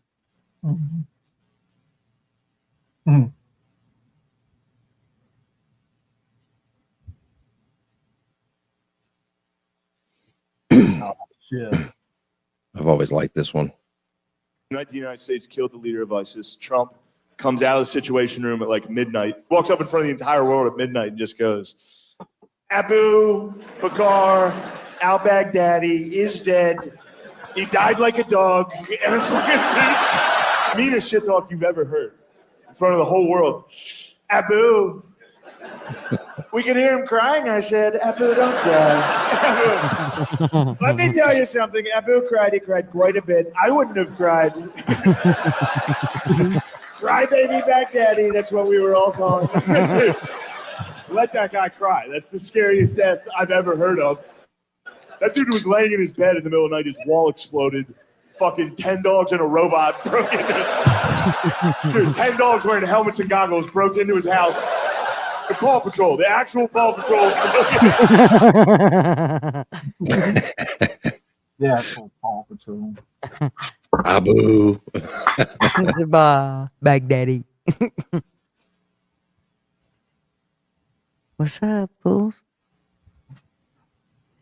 How you doing?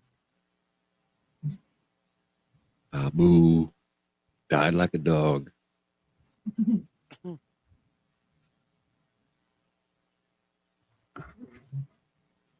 Oh yeah, fun stuff. That's something else here. He's hilarious when he does his Trump. Yeah.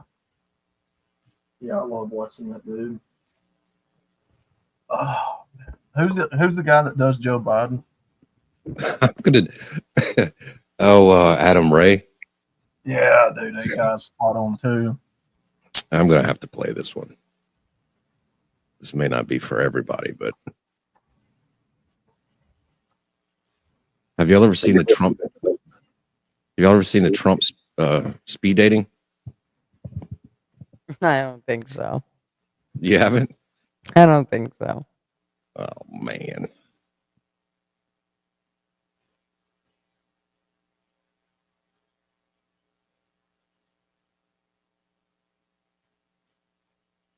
This is Trump speed dating. I was asked to speak at this hotel. It turns out there's some type of pussy banquet going on. Can you hold a second? Just Can y'all hear it okay? give me a second. Fuck you, you fucking piece of shit, ugly, fat, orange fuck. Social media. They had to take it away. I was too good. In fact, go ahead, put it back up. Put it back up. People say I've got bad makeup. Tana looks like someone painted her face like a clown. That's what we're gonna call her. Tana, it the clown. She looks like him. She looks like she should be in a sewer, bothering children. You are utterly disgusting. I'm disgusting. I saw you walk in. I said, "Who's this? Is this a pig?" I didn't know they were letting pigs in. You're a dictator. Old sage, what a loser. What a loser she was. Somebody needs to tell her that her pussy stinks. When you walk in, I can practically smell you. Your vagina stinks. Smelled You know up what? the whole room. No one here is going to go on a date with you. There'll be no problem there. I'll get a date. There's going to be so many dates. People, whoa, this guy has so many dates. You, none. I don't even need a date, but I'll get a date if I want a date. You can go on Tinder. Have you heard of this? There's Tinder. You go beep, boop, pop, and there's pussy. This is pretty exciting. I've never been on a date with a white guy before. Hit the buzzer. I'm just wondering, like, something a little smaller. Let me stop you there, Lane. I don't know who sat in this chair before me, but it's Oh, that's my favorite Hit the part. buzzer. I mean, I'm just wondering. This is pretty exciting. I've never been on a date with a white guy before. Hit the buzzer. I mean, I'm just wondering what it would be like with something a little smaller. Let me stop you there, Lane. I don't know who sat in this chair before me, but it stinks. I told her. Any interest? You're gay. Hey, blame the dairy industry. I would never suck a guy's dick. But if I did, it'd be one of the best sucks he's ever had. A few years ago, women would have the flat butts. Not you. You've got a very nice one. Thank you. You know, I polled very well with the blacks. How am I polling with you? I saw you come in. I said, that's the one. The belle of the ball. You're the prettiest one. I'm going to be completely honest with you here. I'm not that interested in You're the ugliest. Do me a favor. Could you take your gigantic perfect tits and leave? I don't recall saying I would get a date here, but if I did say that, maybe I will.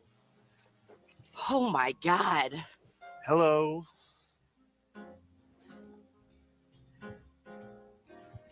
That Soldier Girl. Oh my Do God. you like my shirt? I got it dyed at the special at the tackle shop. There's a 2-for-1 at the tackle shop, the bait and tackle. I can get you one. It's 2-for-1. Wow. How are you, Mr. President? Well, I'm great, especially since you exposed all the Jews that were putting 5G in my brain that wanted the meth. how are you at oral sex? Pretty good, to be honest. My teeth come out. Siobhan, how would you like to go on a date with Donald Trump? Yes, finally. Oh my God, I won. Did I win?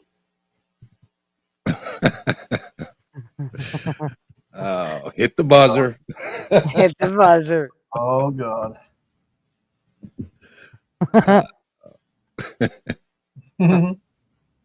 Time for a gummy snack.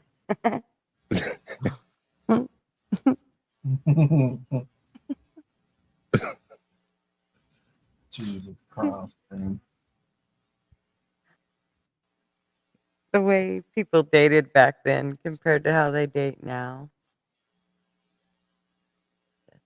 Golly.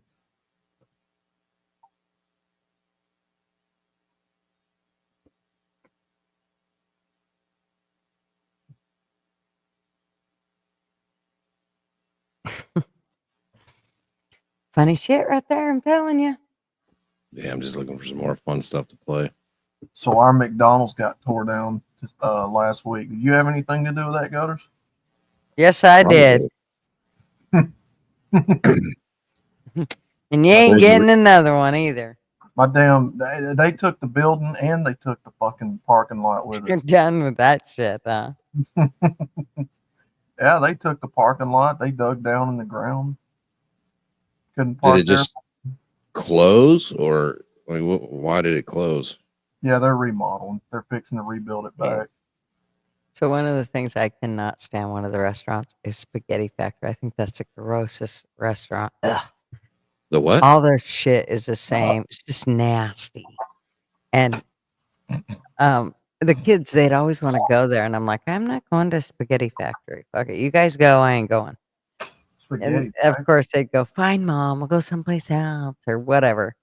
Well, today, my grandson had to go to a birthday party, and it was at the Spaghetti Factory that is no longer at the Spaghetti Factory. They turned it into the swimming pool, and I said, they could not have done a better swap right there. Spaghetti Factory, swimming pool. I don't think I would eat anywhere called the Spaghetti Factory. Oh, just nasty. Yeah, I ain't gonna lie, that don't sound appeasing. It's like the margarita factory that they have down the street. Oh, that fucking place. Gross. Grand opening, grand closing. What's up, Traveling Fools? Yo. What up, man? What up? What's up?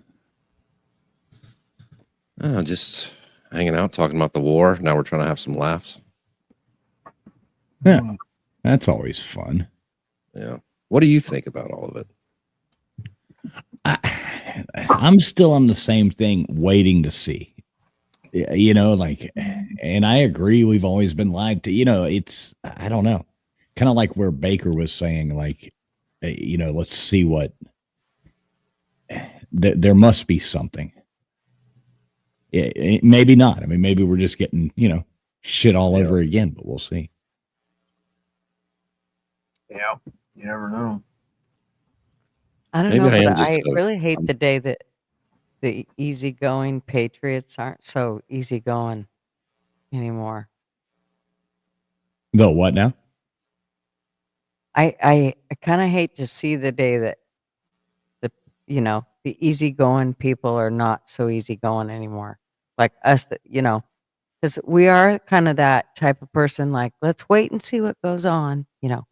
Most of the conservative people are like that. They kind of want to see what's going to go on and don't be too hasty. But what about when we finally are sick of the bullshit? Ooh. Well, I think it was mainly a overreaction the other way. Like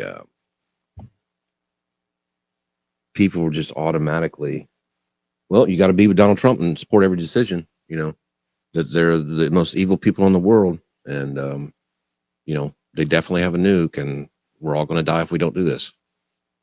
I think that was more reactionary than I think or for me anyway, was the opposite. I wanted to be like, wait, okay, let's think about this first. Because like Alex Jones said, this could lead to a myriad of things that could happen. You have to plan for those things in advance. You have to game plan. You have to have 30 different scenarios that you have to play out. Well, that's why you don't put all of your faith behind a leader on either party to begin with. You have to take them both with a grain of salt, whether you get a leftist or a rightist.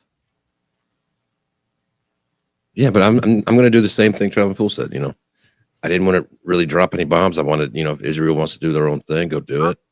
Sure, I'm And the just sit same back way. and wait. And then now that we did what I didn't want them to do, like, okay, well, I'll just adjust and be like, okay, let's wait and see, but I hope it doesn't get worse than this. And then I'll just keep adjusting to whatever the fuck happens, you know? Did you see, you were talking about Tulsi Gabbard saying about, what did you say she said? Well, it was 3 months ago. She was talking about there really hasn't been that much change, you know, in totality from like 2003, 3 months ago. And now she said they're 15 minutes away or 15 days away. Well, did you see the clip of her saying that, or? Well, there's many clips of her saying it. I mean, she said it when she was a senator, or I mean, not a senator, but when she was in the House too. I mean, there's years of this. It's not just, it just didn't happen this year. Right. This was, well, I think everybody's quoting her saying that in her testimony. When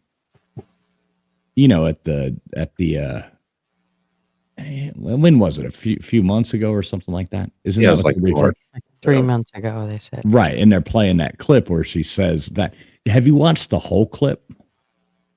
No, I've read it. The only, you want to hear it? Yeah.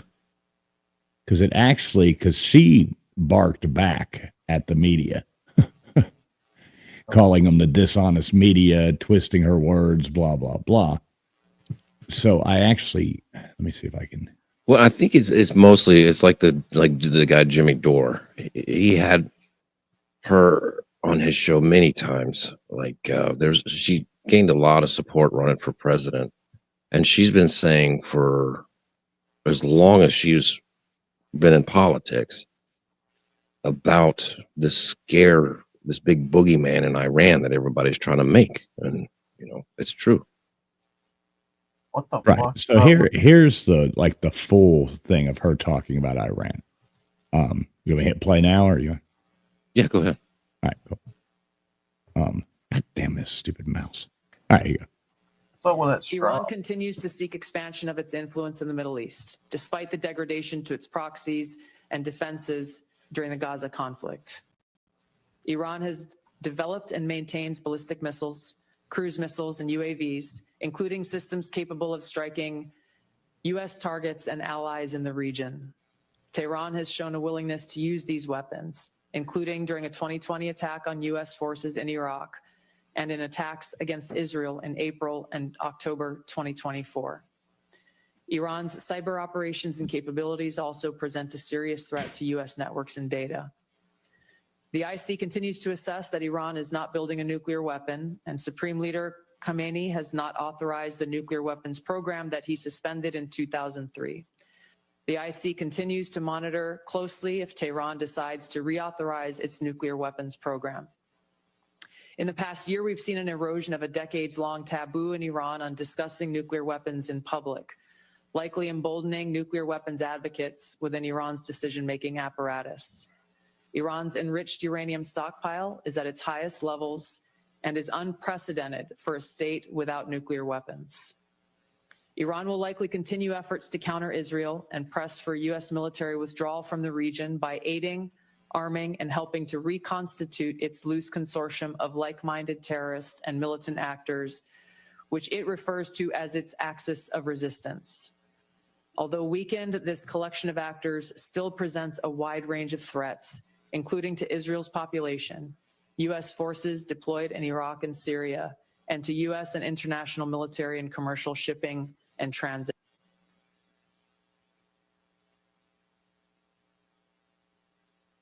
Yeah, I mean, she didn't really say that they didn't have them, or that they did. Right, but did you see how, everybody played that clip of her and then they stopped it right there? The whole thing that went, because I saw the clip too, and I had never seen this, but the clip, made it sound like, she was like, they don't have it, they haven't been doing it, blah, blah, blah. But then she goes on to say, but,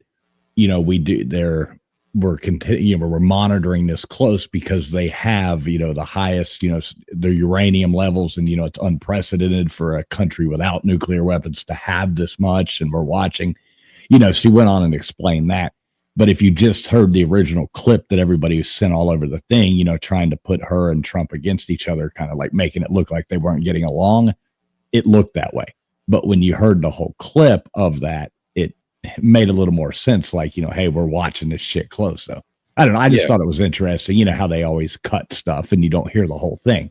So it was, Yeah, they have to get, I think, to have a nuclear weapon, you have to have like 90%. Uranium or whatever. They have 60 was the last thing I saw, that they have 60, and that is high for somebody who doesn't have a nuclear weapon. But also,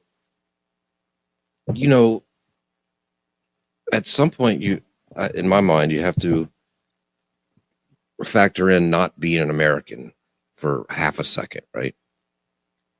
That most people don't live in America, obviously.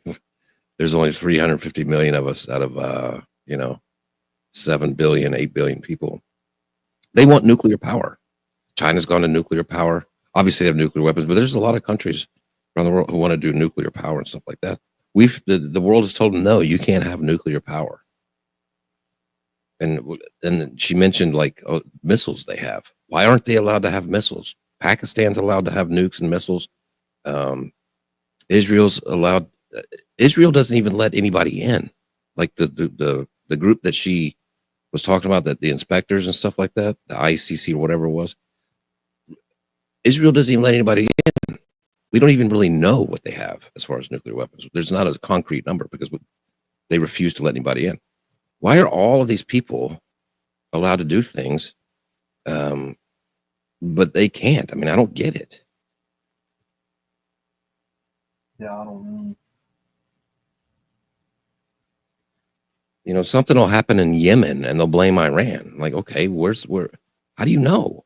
I mean, we just overthrew. Right. They are like the big, they're the enemy. And I don't know everything that goes on. I'm not a, master of Iranian politics or, you know what I mean? It's not my wheelhouse. Yeah. But I did think that clip was funny because they did kind of put her out of context, Yeah, they didn't include all the bad stuff she was saying about Iran.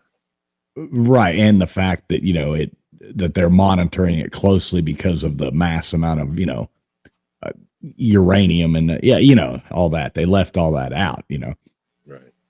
So, made it interesting, but yeah. And it just, I'm not here saying that I know everything or anything like that. I'm more confused than anything. That's why it interests me. I've got a couple kiddos. Like, one thing that just confuses the shit out of me is that Syria, Biden, before he left, they kind of backed a coup. The CIA kind of backed a coup to take Assad out of Syria. And he was a secular president who protected Christians in there. He was kind of a secular guy that tried to protect all the religions. Like, there's a lot of shady shit. But during 9/11, Assad helped us in 9/11 with information, some arms, they did whatever we asked them to do. And we just overthrew his government and replaced him with ISIS and Al-Qaeda, the people we fought during 9/11 and he helped us against. We just replaced him with the people we fought against who did 9/11. Right. You understand what my confusion on how none of this shit makes any sense to me? Oh, 100%. Yeah, I don't agree. Well, I saw something, what did it take? Like, I don't remember. It was something I read. It was funny. It was like something about the Taliban, how the United States, created, destroyed, and recreated the Taliban in 19 years or something. Something stupid like that, but it was funny. Yeah, I was talking about that earlier, how we created it by accident. We got a bunch of kids from Pakistani religious schools who fled Afghanistan. We got them to protect trucking lanes after Afghanistan was kind of fucked up after the fight with the Russians, and it got out of control. We pretty much, they were created by accident. Just a big oopsie. Mr. Duggar. LW. What up? What up? Did you figure this stuff out? How we going, man? Do I sound like I'm a movie star yet? You sound good, actually. What'd you do? Don't ask me, dude. I've been, just like going to a cat house. You just check all the holes until you find the one you like. I seen your video, Mr. Duggar. You've been working. What are you talking about? I've been working. You've been working on your audio. Yeah, look at here, man. Plus, I got a new place to sit. You're gonna give me a seizure. You keep doing that. I just do that to irritate you. You know that, don't you? I don't know why, man. I guess I might have to get me a new mouse so it doesn't click. There you go. I got Papa Smurf sitting up there on that lamp's from like the 1950s. It's a pretty cool lamp. I like it. But yeah, cool, man. So you got the headphones on. Everything sounds good now? Yeah, I can hear everybody just as clear as they can be. Yeah. I'm not throwing any kind of new noise or nothing. I checked. No. It seemed like it was running back. No, that god awful sound that was coming through when you were in the backstage before the show started is gone. Yeah. Yeah. It was piercing my brain. Out there in chat land. Big dog mom, lovely critter, you, Wanda. How you doing, darling?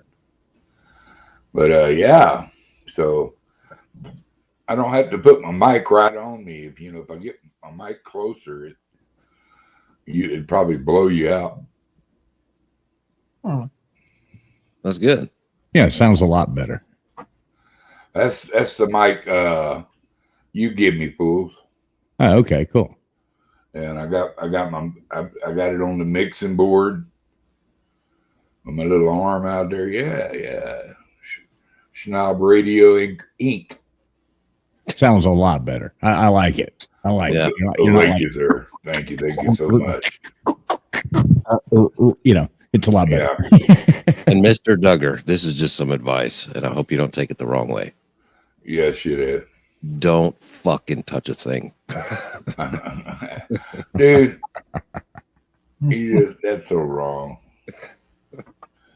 Everybody, my daughter come over here and hooked me up, and then it didn't tweak out right, so I had to tweak it.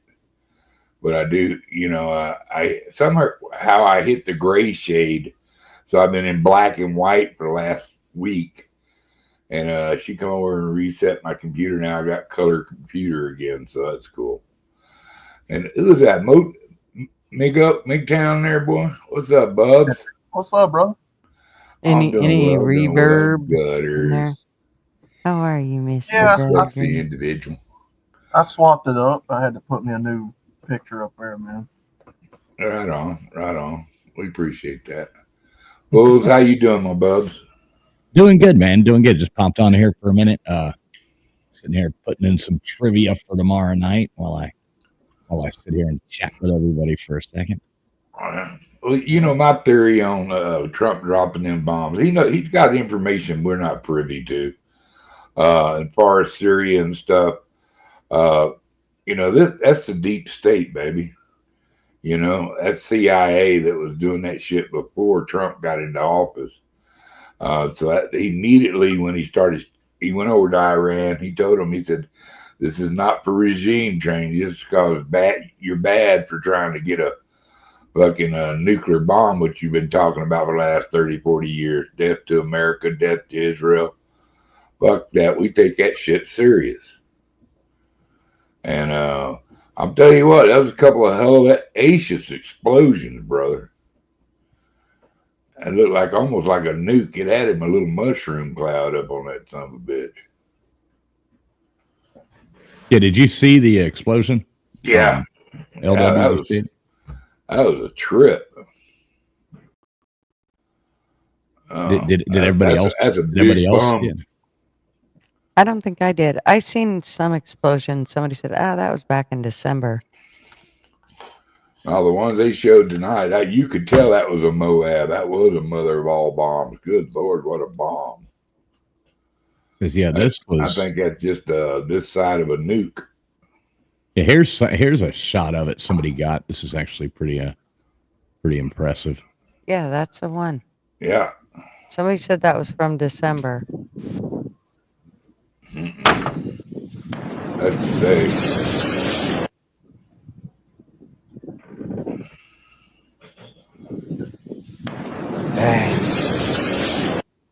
I mean,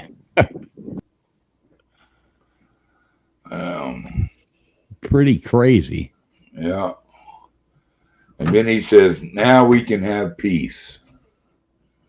So maybe that is another video. You might be right there, Gutters. Now that I'm seeing it. Yeah, okay. That was an older one. That was from the Syria.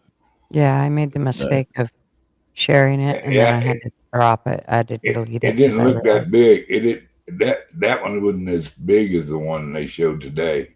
Right. Check this girl out. This is pretty funny here. I like these people failing. I wonder if I can get this and steal it, but this is pretty awesome. This girl, she thinks she's all cool, riding along. Uh-oh. Oh, fuck. Oh, that head hurts. That head's hurting right now. Bam. Yeah.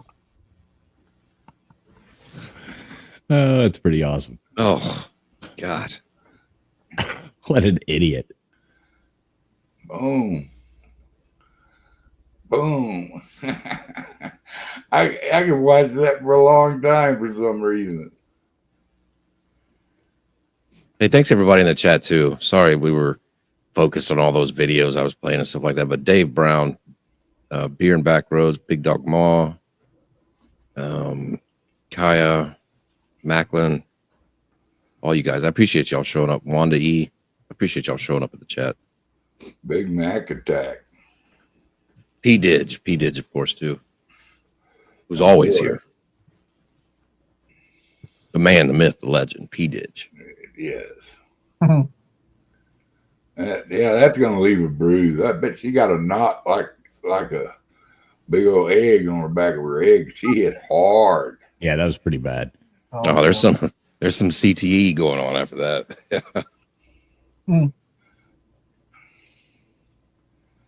That's right there with that girl that tried to jump the pool. Right, busting her mouth. You know that girl had to lost teeth doing that. Oh, I bet she looked like a unicorn too. She hit her forehead hard, man. Yeah, that was pretty bad. Yeah, so we'll see what happens with that whole thing. Yeah, I'm kind of with Doug. I'm hoping that there's information that's legit information that we didn't know about, and it's not just Well, you know his rubbing off face doesn't Netanyahu. want us to get involved in any wars. Okay, and I got to say that picture of Dave Brown looks like a mugshot, bro. It does. It does look just like a mugshot. Good old Dave. I love shit out of him. He's good people. But yeah, man. That's all we can pray and hope is, we put him in there by a landslide. We trust him. All we can do is say we trust him. He's been pretty transparent on everything. So maybe one day we'll know what he'll tell us why he made that decision, and I think he mostly has already. And you got to remember, a lot of these places that the CIA got involved and there was a takeover, just like the Khomeini that's in there right now. He was put in there by our CIA. You know, so maybe one day we'll know what he'll tell us why he made that decision, and I think he mostly has already. And you got to remember, a lot of these places that the CIA got involved and there was a takeover, just like the Khomeini that's in there right now. He was put in there by our CIA. You know, so maybe one day we'll know what he'll tell us why he made that decision, and I think he mostly has already. or the deep state. So it's a big deal to. Now he wants the people of Iran to do it, so we don't have to put boots on the ground. The people of Iran are tired of that shit too. Well, I don't know. I don't agree with that. There's 90 million people there. They have all different types of beliefs. It's not as simple. Yeah. Just like the guys do have a different way of thinking for sure.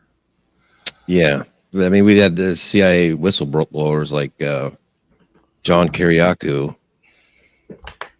who was in the meetings when they were planning all this shit, and he was like, "Oh, we're gonna go in Iraq. It'll be like 6 months, and right after we're done with that, we're gonna bomb Iran in August."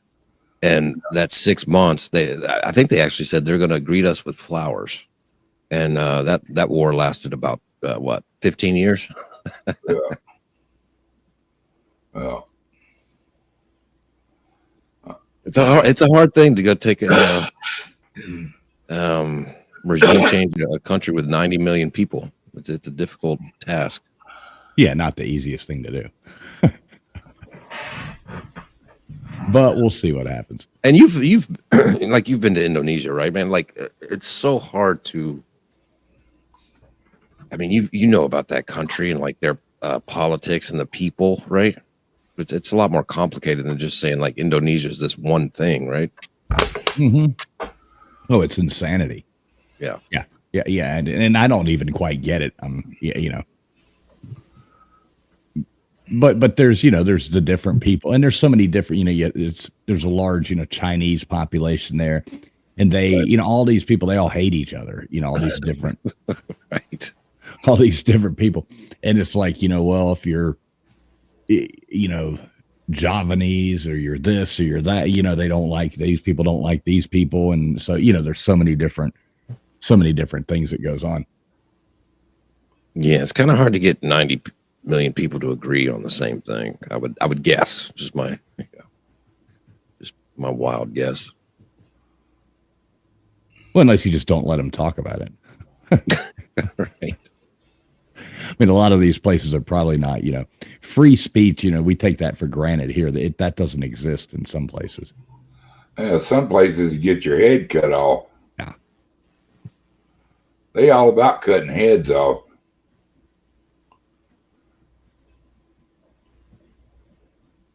So that was funny last night. Interesting for a little while.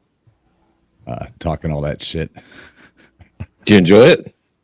Yeah, I actually did. It was fun. I mean, I had a good time. Yeah, it was fun. Always good to get, different people's takes on things. Your friends are pretty funny. I enjoyed them. They're I liked them. I can only imagine what they're like off, not live on man, YouTube. If you get that guru, if you get that guru guy going, he's like Frank the Tank, man. I mean, he'll show up, oh, well, I guess I'll have one beer. And then he's, streaking down the road 6 hours later. It's exactly how he is. Well, I might drink one, and then 30 beer. Because he's about Nate's size. Jesus. I think I found the Moab. Check this out. What do you got? Where is you? All right. Let me pull. Do you want to get it? Do you want to get it to where you want to be before I? Oh, there you go. I think we're good. And it wasn't a Moab. Whatever it was. What'd this say? I thought that's what they called it just a second ago. I just don't want to get any of your porn searches on there. You're not going to get into my porn searches, I promise. Boom. You want a full screen or is that full screen?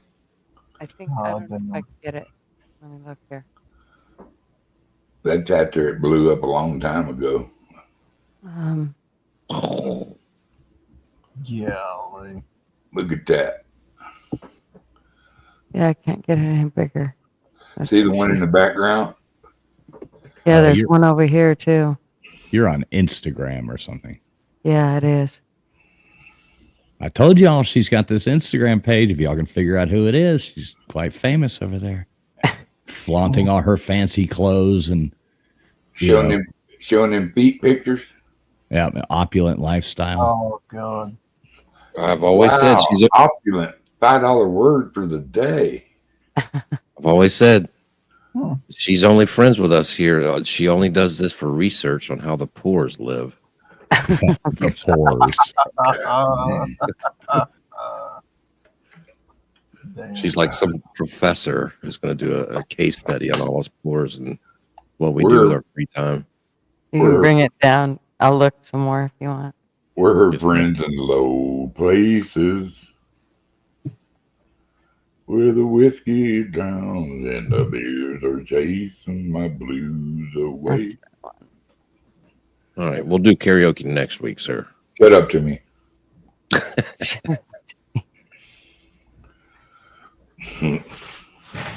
Yeah, it's pretty serious, though, boy. You know, I mean, that's just invading a fucking country, and them guys who wear them turbans, they don't forget. You know. No. I mean, you know, I had to ask whooped by the Afghans. Yeah, I mean, I just want to make this clear. I don't think Iran is the good guy. I think they are the bad guy. But I also think Israel's the bad guy too. Well, you know, you get told you're going to be raced off the earth enough, you know, you can't blame them. You know, most of the bombs and landmines they put on the side of the road were sponsored or made by Iran. These guys have been the biggest reason terrorism was spreading across the Mideast over there in that spot anyway. You know what I mean? They said that about had Iraq. all the support from the Saudis and everybody else over this. Yeah, they said that about Iraq too. You know, we went to I think 17 out of the 19 hijackers were Saudi Arabian. There was the dancing Israelis that were in New Jersey with a white van. There was 5 of them. 9/11 happened. A bunch of people called in. A bunch of people are dancing and cheering and high-fiving each other. They were arrested, brought in for questioning. They were Israeli citizens, and they let them go, and they immediately went back to Israel. So it's a lot more complicated, I think, than everybody realizes. Absolutely. We don't have all of it. You know, bin Laden was Saudi Arabia too, you know, so. I mean, it's I don't know, man. I can't make no hard decisions because I don't know all the facts. You know, all I get is I'm like y'all. All I get is hearsay shit. I'm just glad I'm not. News. How do you tell them apart? I'm just glad I'm not in some weird country right now or something. I remember when he did drop that Moab. Where was that? Was that Afghanistan? In 2000. I think it was Syria, wasn't it? Was it Syria? It was one of them. But you remember, and you know, he dropped that, and what was that? 2018, 2000. Yeah, right. Yeah, it was kind of like right in the middle of his presidency. Right, and I was in Indonesia when that happened. I remember. And, Indonesia is the largest Muslim country in the world. You know. Right. And, you know, what was he going after? ISIS, right? And an ISIS bunker. He took out a bunch of, you know, it was ISIS or the Taliban. I forget which one. But, you know, so it was like walking around, you know, like it is all over the news, you know, all over the news about, you know, all these people, you know, and all these Muslims are all pissed off at, you know, Americans at that point. I'm like, okay, trying to like talk with a bad Irish accent. Her German, you know what I mean? Yeah, I definitely took off my hiking shoes and put on some Adidas Sambas, you know, walking around pulling one leg up on my jogging pants, you know, walking around talking with an Irish accent. Maybe got a Guinness boy. Goodness. Yeah, that's what it was. Now, Duggar, I'm gonna go on and say this. I had to tell Gutters this too. with great power comes great responsibility. So the mute button can be your really good friend. It's in the bylaws of the ASN network. You know, they say that that's not even in the Spider-Man movies, though. Like Uncle Ben never said that. I don't know. That's what they claim.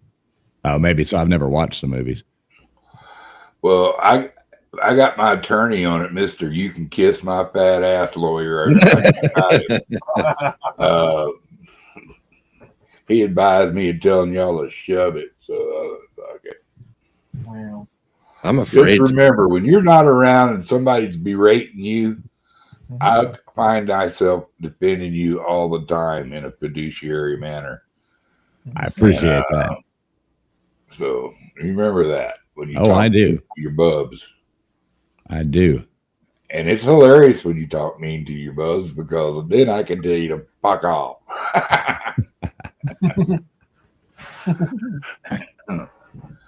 Oh man. I don't know, man. Y'all get any rain today? God, Nope. I wish. Nope, just hot here. So it was a hot son bitch here too, man. Oh, it was a sauna here today. I got a swamp cooler. It's just like an air. My daughter said, "You got air conditioning?" I go, "No, it's a swamp cooler." Because she doesn't have a swamp cooler or AC, and she lives over there in Vegas, New Mexico, Las Vegas, New Mexico. She goes, "No, but it's like AC with that swamp cooler." So I got a little one that I'm giving her. But yeah, is she there staying with you right now? no, she's working on her thesis on one of her masters. She's getting 2 masters at one time, working on 2 different masters, and she's at home. She's working on her thesis on one of them. Then she's gonna come back in the morning. Nice. We're gonna go hang out. Probably go have lunch. Cool. Yeah. Hey, Gigi. Gigi. Gutter's Pub. She's peeing off the porch. Seeing if this new thing backstage is something new she wants to play. No, she stayed in her RV where it was nice and comfy and cool today. Didn't you, Gutters? She started up once in a while. Keep the mice out of her drawers. Yeah, she just might not realize she's muted. So, but anyway. Yeah, I'm trying to think what else is going on. If any cool videos or anything like that. Yeah, I'm looking right now on Twitter. I could play that one I played for you the other night. What was it? Oh, can you do the chick? The Karen one? Yeah, I can find it. You can do the other one too. Let's burn it down, brother. I know Arnold went on The View and actually sounded like he was in favor of getting the illegals out of here. Who? Arnold Schwarzenegger. Oh, he's a Republican. Well, by name. He is? I thought he was still dealing. Yeah. He's about as Republican as Hillary Clinton. No, he was Republican governor. Well, I didn't know that. He's kind of like a John McCain Republican. Probably. Right, exactly. Anything that touches Hollywood's tainted anyway. Right. I typically don't listen to anybody from Hollywood. To be honest, I don't care what they think, and they don't care what I think. So I like to keep it that way. All right, which one do you want, LW? Either one, you can play them in any order you like. Let me find it. What was it? The Most Conformist Woman? Yeah. That was great.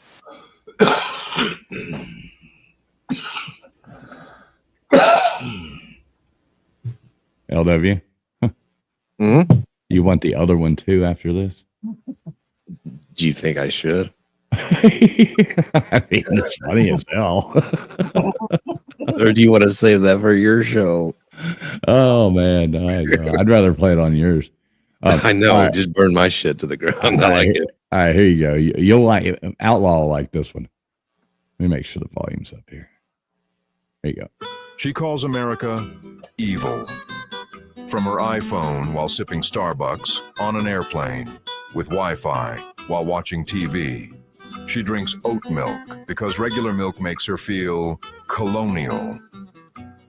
She got 8 COVID shots, still caught it, and blamed the unvaccinated waiter. She has a Ukraine flag in her bio. She thinks Ukraine is a clothing brand. She says Black Lives Matter, but still clutches her bag in certain neighborhoods. She used to be vegan, now she's carnivore. Depends on who she's dating. She thinks all cops are bad, then called the cops because someone wasn't wearing a mask. She says she's a feminist until she needs a jar opened. She says, trust the science, but thinks there's more than 2 genders. She got the booster, then posted a selfie with doing my part while spreading COVID in Tulum. She drinks ayahuasca for trauma she invented last year. She says she hates capitalism, but charges $499 for Zoom breathwork. She posts about toxic masculinity. From her ex's apartment. She is the most conformist woman in the world. I don't always drink, but when I do, it's from an organic coconut with a biodegradable straw. Stay obedient, my friends.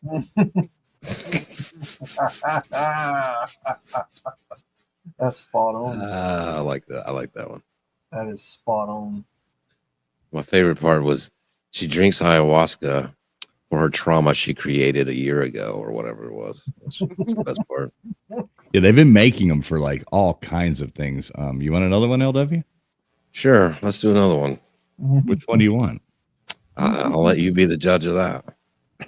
I mean, I might have to delete this thing anyway because of all the stuff I played, but you know, whatever. I mean, it's on YouTube, so I think we can get away with it. LW, do you have the ability to put up banners, like fair use banners and stuff? Oh, I'm sure. Yeah, I think I paused it enough during the Alex show. And plus, I got it from Twitter, so I don't know. Alex Jones doesn't have a YouTube page, so yeah, he's not allowed on YouTube. The worst that'll happen is YouTube will get mad at you for playing Alex Jones. Right. Oh, But, you know, I can fucking delete it. You know, whatever. All right, here you go. This one is probably the funniest one. You ready, LW? Sure. Oh Lord. I didn't seek this out, He by has the more way. rhythm in one finger than you do in your entire body. He excels at all sports, except the best one, hockey. When asked how he'd feel if he hadn't eaten fried chicken that morning, he says that of course he did. His baby photos are mugshots. For him, Father's Day is the most confusing day of the year. In a dark room, you don't know he's there until he smiles. He assumes paying at stores is optional. Oh God. He puts low batteries in other people's smoke alarms so they'll sound normal. He's an Olympic-level sprinter, but he can't swim. If he gets a phone call, he only takes it in public, on speaker. When he calls the cops, he ducks when he hears the sirens. He brings his own seasoning when he is invited to dinner at his white friend's house. He thinks per capita is a conspiracy against him personally. He objects to every mention of black stereotypes, except the one about black genitals. He's covered in bling, but he can't afford it. When he moves into a new neighborhood, even fellow blacks move out. He is the blackest man in the world. I don't always drink, but when I do, I prefer grape soda. Yeah, you're gonna need to push the button on this one. I'm glad Traveling Fool's got it out of his system. That one about all the stereotypes except the one with genitals got me. The smoke alarm has got me. I have a black friend who sends me those all the time. Smoke alarm videos, and they're hilarious. You know how you say, well, you're gonna burn this bitch to the ground? Also, do you know how that when you cut a tree down, how you have to burn out the tree trunk? Yeah, you went beyond the ground. You had to burn his bitch straight into the ground. All of his Ugh. baby pictures look like mug shots. Jesus Christ. I mean, it's Yeah, on that one doesn't have YouTube. a stump. It's on YouTube. They're not gonna like, you know what I mean. You're not gonna get in trouble for playing it. I mean, we made fun of white ladies too, so it's all good. Yeah. You got to be able to make fun of everybody. Equal Whatever. offender opportunists. We're an equal opportunity races here. We would not want anybody to be left out. We hate everybody Equally. and love everybody. Equally. There you go. The more you know. I don't know. Maybe I did good commentary on those videos earlier, but I guess I'll never know now. No, you're fine. You ain't gotta delete this. Nah, it'd be cool. I wouldn't fucking delete it.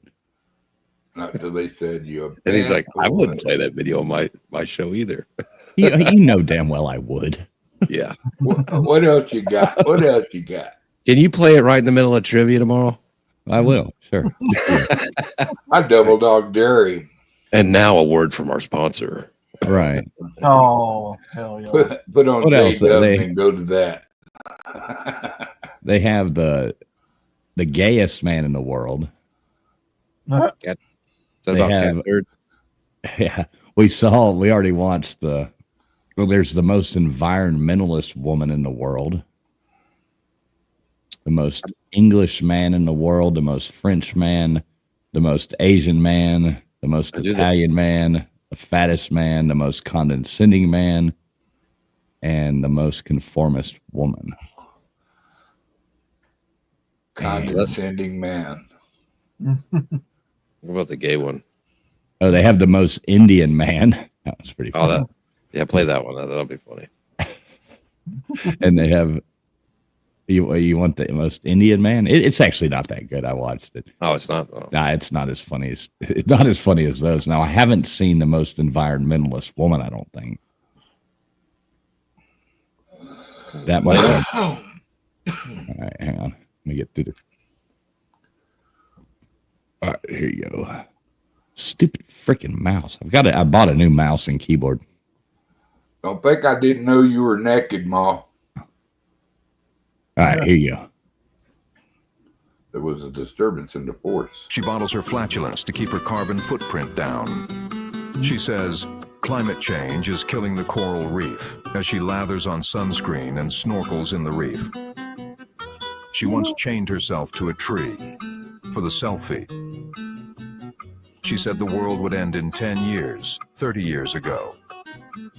She flies to climate conferences, first class. She uses crystals instead of deodorant. She once lectured a starving African boy mining for cobalt, how he is stealing her childhood. She's plant-based, unless someone orders wings. Her armpit hair has dreadlocks. She doesn't have any actual kids, but has adopted 7 Haitian families to come live in your town. Her catchphrase is, "How dare you?" She refuses to drink bottled water unless it's from Coachella. Instead of driving, she runs in Nikes made by Uyghurs in a Chinese concentration camp. She owns 47 tote bags and still forgets to bring them. She gives out bamboo toothbrushes on Halloween. She is the most environmentalist woman in the world. I don't always drink, but when I do, it's from a coconut I flew in from Bali. Stay reusable, my friends. Her catchphrase is "How dare you?" They are pretty good though. You know, pretty good videos. I thought that was Mel's.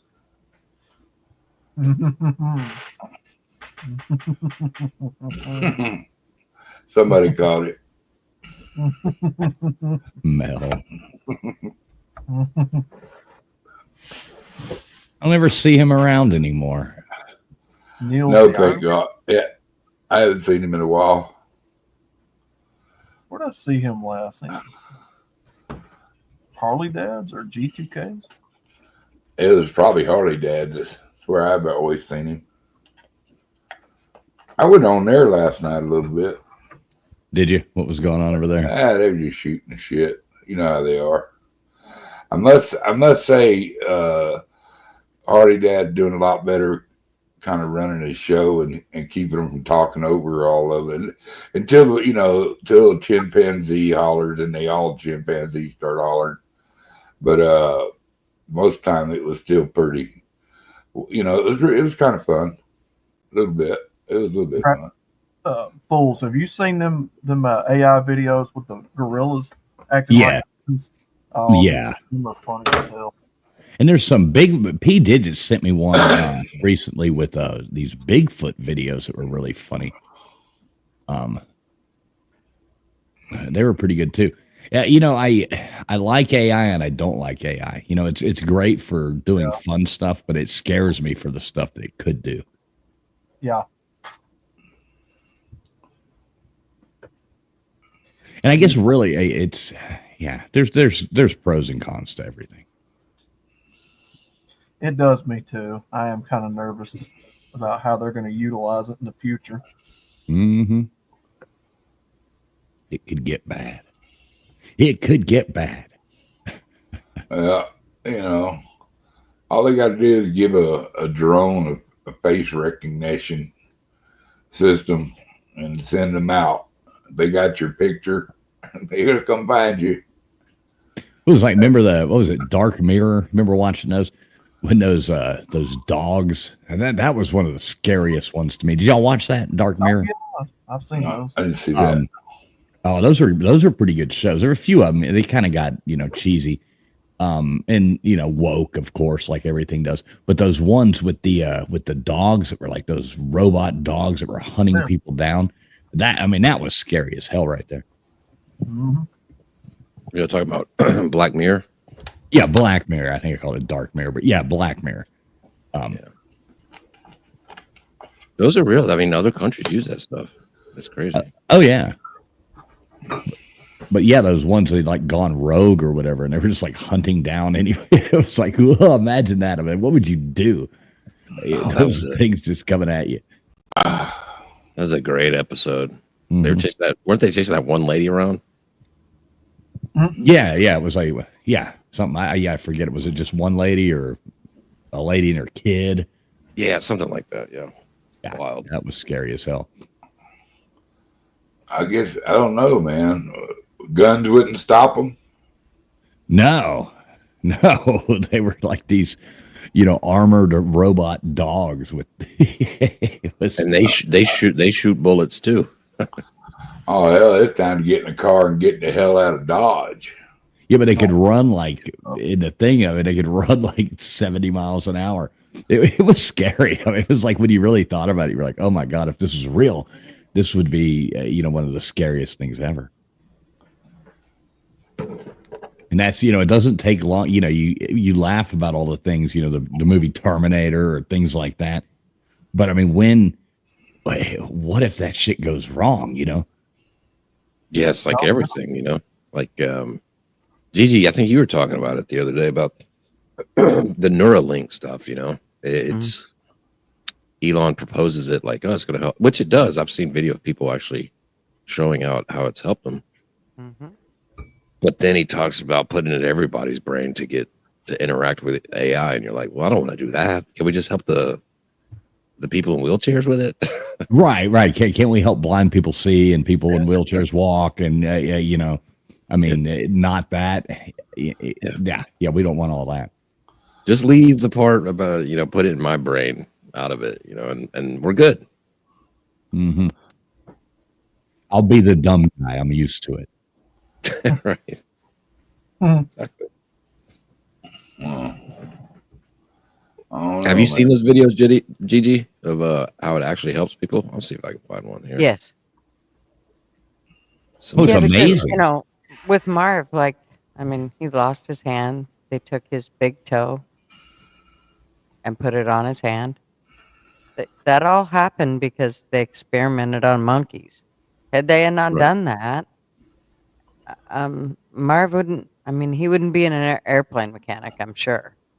So, Mark has a big toe for a thumb. he lost his hand in a logging accident.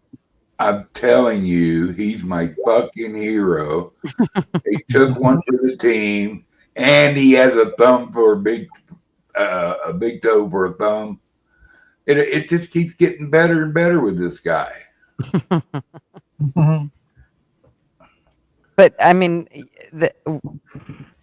when you think about, well, they did things to monkeys to be able to do that transplant on Marv. Well, had they not done those things to monkeys, he would probably have. They would have done it on humans, and So let me ask, what were they doing to monkeys? Were they like chopping their toes off and chopping their fingers off and sewing them back together? Oh, they would put like they'd chop their toe off and put it on their hand. See, I hate that too, though. It's like I know, Yeah. I know. poor little monkey. I mean, that's like those, with Dr. Madman Fauci and those beagles, I mean, but I mean, Well, that was just really ironic that years later, after Marv had that surgery and he became an airplane mechanic and we started raising a family, we moved right across the street basically from a monkey place. They're all Like, where staring at him. Well, I mean, you don't get to see them unless you go on a field trip over there, which all my kids have been there and been to field trips. Sean's actually paved their driveway. So yeah, but it's kind of, I mean, it is a little strange to think that it's right across the street. Every time Marv goes and checks the mail, these monkeys are staring at him, in the cages, In your spare nanner. It's amazing though to think that somebody can actually work on an aircraft with a thumb on their hand. He only has his pinky, which they put a plastic joint in and turn sideways. And then he has his big toe. So that's what's wrong with Boeing. Right. He has a pinky and a big toe on his hand, right? That's it. No A pinky and a big toe. Yep. Oh, that's all he has? Yeah. Oh, see, I always thought he just lost like his thumb and they just replaced it with a big toe. So all he has is a pinky and a thumb. So he's got like a claw. Yes, that's what the kids used to call it. Because that's how he kind of, when they were acting up in the store, it'd look like a really loving, always putting his hand on their neck and being so nice on the back of their neck, like if he needed them to go someplace. They call it, the claws got us. Do you have like, so that's the kid's nickname for us, the claw. What is yours? The shocker.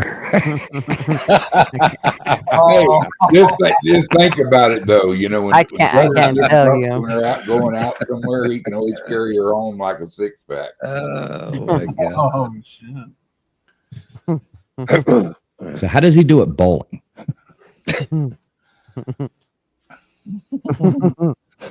Is it on his dominant hand or on like? It is. Is he right-handed and it's on his left, or is he was right-handed and lost his right hand. Oh, that sucks. And had to learn to rewrite.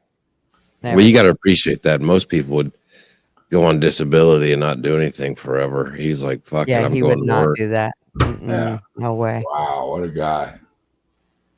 Yeah. I would have. I can't even get him to retire. A man still got his pride. I mean,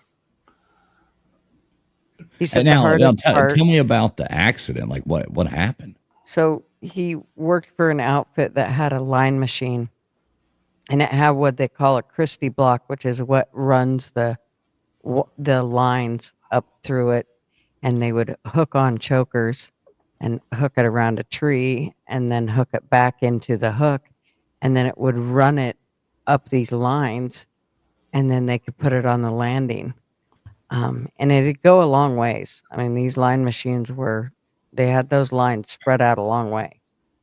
And the dumb shit that ran the company was trying to save money, and he bought walkie-talkies and tutors that were basically from Kmart, which is, you just can't have that out there in the woods like that. and they weren't working right.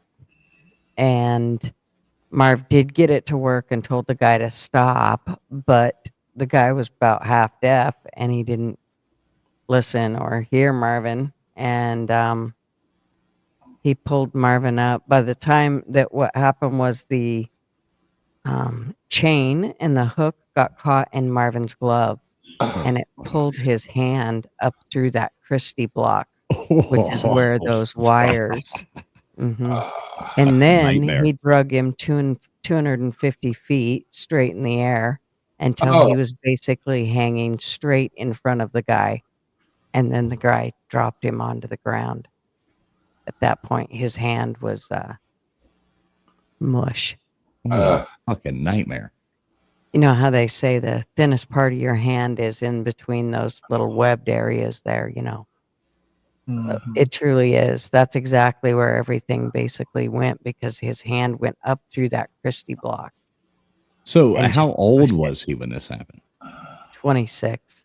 And this was, y'all are already married? No, Okay. I didn't even know him at that point. Okay, so when you met him, he had the claw. That somebody's got a personality. I'm telling you. Oh, he was fucking drop dead gorgeous, dude. Hell yeah. Yeah, Well, my that's granddad. crazy. And I mean, he obviously was, he was a great guy. Yeah. I couldn't ask for a better person. Both my granddads used to do that same line of work, that they were in the sawmill. His dad was actually upset with him that he didn't just go back into logging, and Marvin's like, fuck you. No, I'm done. Don't blame him. Yeah, I would be like, no, I'm never going. Yeah, I wouldn't even want to go. No one who doesn't want to go hiking with you. I didn't want to see trees. Oh, he loves to go hiking. He does. Now, but here's the deal is he still likes to play with chainsaws and shit, and it scares the shit right out of me. Oh. Just, Well, he didn't has hurt scared me himself. so many Somebody else times. hurt him. One time, this is how dedicated Marvin is to shit. When he puts his mind to something, we were out getting firewood one time up at his mom's, and she'd had a dead tree that was close to the road, and she wanted to get it taken down before it, fell on somebody's car or whatever. So Marvin saws it, he balls it, and then he cuts it up. But as he rolls the stumps down off of the bank onto the road, they're rolling across the road and into this really deep ditch. And he was pissed at me because I wouldn't stand in front of those freaking stumps and stop them. I'm like, you are out of your rabbit ass mind. I'm not stopping any of them. I don't give a I don't give a shit if they go clear up the other side of the pasture. I am not stopping them from going in that ditch. Hell no. He was so pissed at me for not stopping. Now I got to go down there and get him. I don't care. I don't care. Leave him there. I didn't. He was just dedicated. I mean, doesn't matter. Like, here's the goal. It's like, I know, honey, but there's a few steps that you're kind of neglecting to take note of, which is, what if I can't stop that? I mean, I've gotten firewood before in my life, and you don't stop the stumps that are coming down the hillside. You let them go. Hell yeah. Yeah. They were just a different breed of men back in the day, man. We actually knew somebody that it was a young boy, and they were getting firewood, and piece fell down and hit him in the head and killed him. Oof. So yeah, no, I ain't stopping none of them. I don't give a shit what great wood it is. I don't care how far down in the ditch it goes. I don't care. Nope.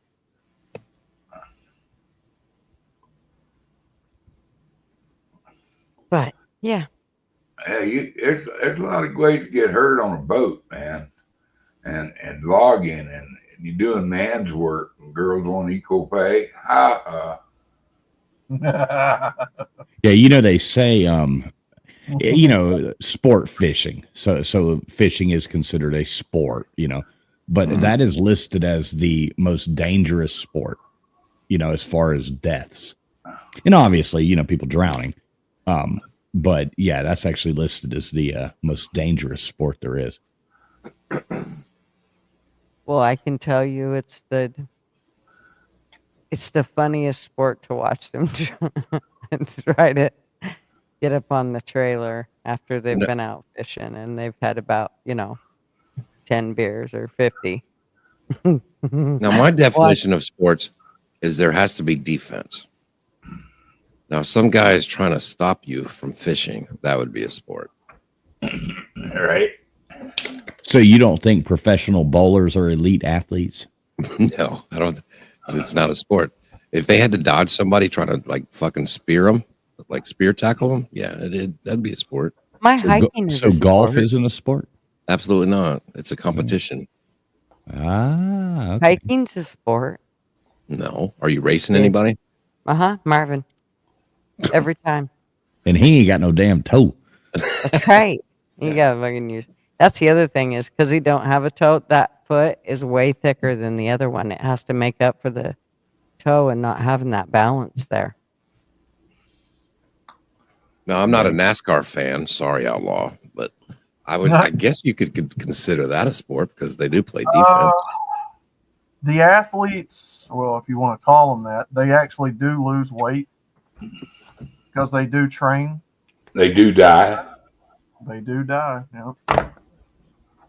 I remember back in the day before they brought out the modern stuff, they actually had to manhandle the car for 3.5 hours during a race without power steering. Some of them. I don't know. It's kind of a toss-up. I think NASCAR is one of those sports you should only watch it if you can be there. Like to watch it on TV and there they go, making another left turn, and there they go, making another left turn. That's kind of how it's kind of not any fucking fun. That's kind of how I see like football and baseball. Me too. Jesus Christ. Okay, so I'll push back on that. I think it's right, basketball, yes. To me, NASCAR, basketball, I can put them together. Like the last 5 laps in a NASCAR race, 6 laps are exciting. Yeah. Basketball's the same way. The last 2 minutes of a game can be really exciting. That little end right there to see who's going to win because it's always close. Football, it takes the whole. I don't know. It's different. I don't really look at football that way, or soccer or anything. But it's basketball. NASCAR to me it's that last 10 minutes of it, and then you can just watch that, and you're like, okay, that was cool. Like I've said before, when it comes to those sports, I'd rather play it than watch it, or if I'm betting on it. See, I understand people that gamble. I can see that, but sitting down and watching it, I'd rather play it. Yeah. And, you just have to, I'm sure Fools is the same way, probably Mr. Duggar too. We started watching football when we were like, 5 years old? 5, 6, something like that. And you guys still let them fucking keep those yellow flags. You want to watch real racing, like really good stuff, go to your local dirt tracks and hell yeah, your local drag strips and all that. Support the small businesses. Mm-hmm. That's the funnest. Oh, especially if they have those. We used to go to one, and they would have once. I don't know if it was every month or every 2 months. They would do the demolition derbies. Those were amazing to watch. They would have the demolition derby. Those are so much fun. We have we have one out here. It's actually where I met Portland Andy at, and they do not only the tractor pulls, but they do the combine races. Oh my gosh, they're so fun to watch. Look, come down here in the South. We got something called lawnmower racing. Yeah, we do that too. Oh, Lord. Man, we do that with the drag racing. And that right there is fun. Now that would be fun if y'all could shoot each other with like 22s. Closest thing you get to that is paintballing. By the time we leave the dirt track, oh my gosh, everybody is covered from head to toe in dirt. I'm not kidding. Your ears, your eyes, your nose, your mouth, everything. You've got a beer and it's got like when you get to the Mhm. bottom of it, it's Mud. like just grit in the bottom. Yeah. Mhm. Oh, trust me, I've been to many of them. They're fun to Yeah, go to. they are. They're a blast. Yeah, we got one. We got one up here that's right by a casino, and man, you got to watch it because they'll throw some dirt clods at you. You know, so you have to kind of you have to after you go a couple times, you know where to set, and you just watch other people get pelted. But that's fun, man, watching the old cars go. You know, just the old carbureted cars. They just out there just slamming each other, almost like a demolition derby, but hauling ass around that track. That's pretty That's fun. what they do with the combines here. Little box They take over- cars.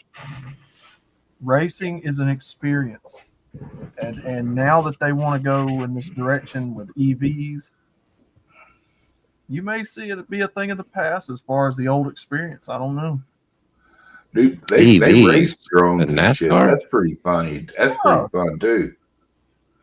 Yeah, They have a track inside of a big old warehouse and shit. Yeah. End of the race, they all hit a net. You know what I mean? So, but they don't take the curve right. It just breaks them apart. And nobody brings their own. They they're all equally powered drones and that kind of shit. So nobody's got the advantage, except for driving and shit. That's actually a pretty cool thing to watch. Yeah, they've got EV NASCAR rolling out right now. They're trying to get people used to. Yeah, you're not going to get a bunch of rednecks on board with that, I don't think. No. No, and those cars will catch on fire. I mean, those things catch on fire all the time. You got to keep it. You got to keep it the way it was, traditional. You're going to lose a lot of fans.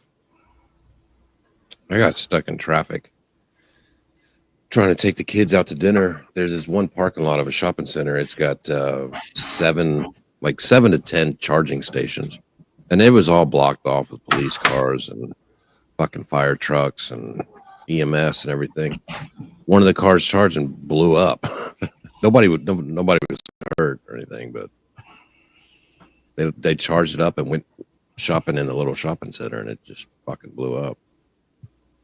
Check this out. Check what out? Okay. Tell me when you're there. Add to the stage. Cinnamon. Oh, that's at combining races. Yeah, watch you guys. Oh, Look at these combines. It's a demolition derby.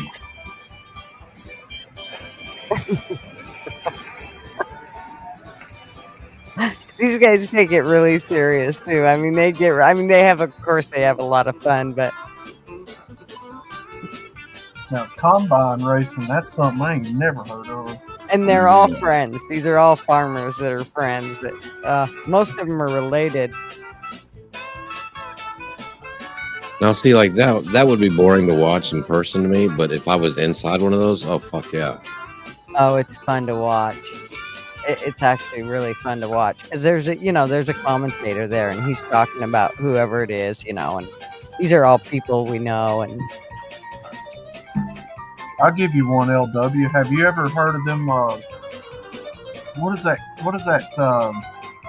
place in Alaska called where they drive like abandoned cars off the side of the cliff and watch them crash? Yeah. Yeah. They jump them off a cliff. Oh, we can turn it off. You gotta watch that, LW. Oh shit! Sorry. Jumping cars off the side of a cliff and watching them wreck. That's cool too. At hardcore dog racing they do up there too, dude. That's fucking badass. Coolest now being southern, the coolest thing I like watching is the mud bogging events, where you watch people drive off in mud pits and try to get out, like in pontoon boat buggies. And I used to go to Talladega every year, and that was a load of fun back in the day. I don't know how it is now, but boy, talk about wild. I don't know. I ain't been in for about Yeah. nearly 15 years.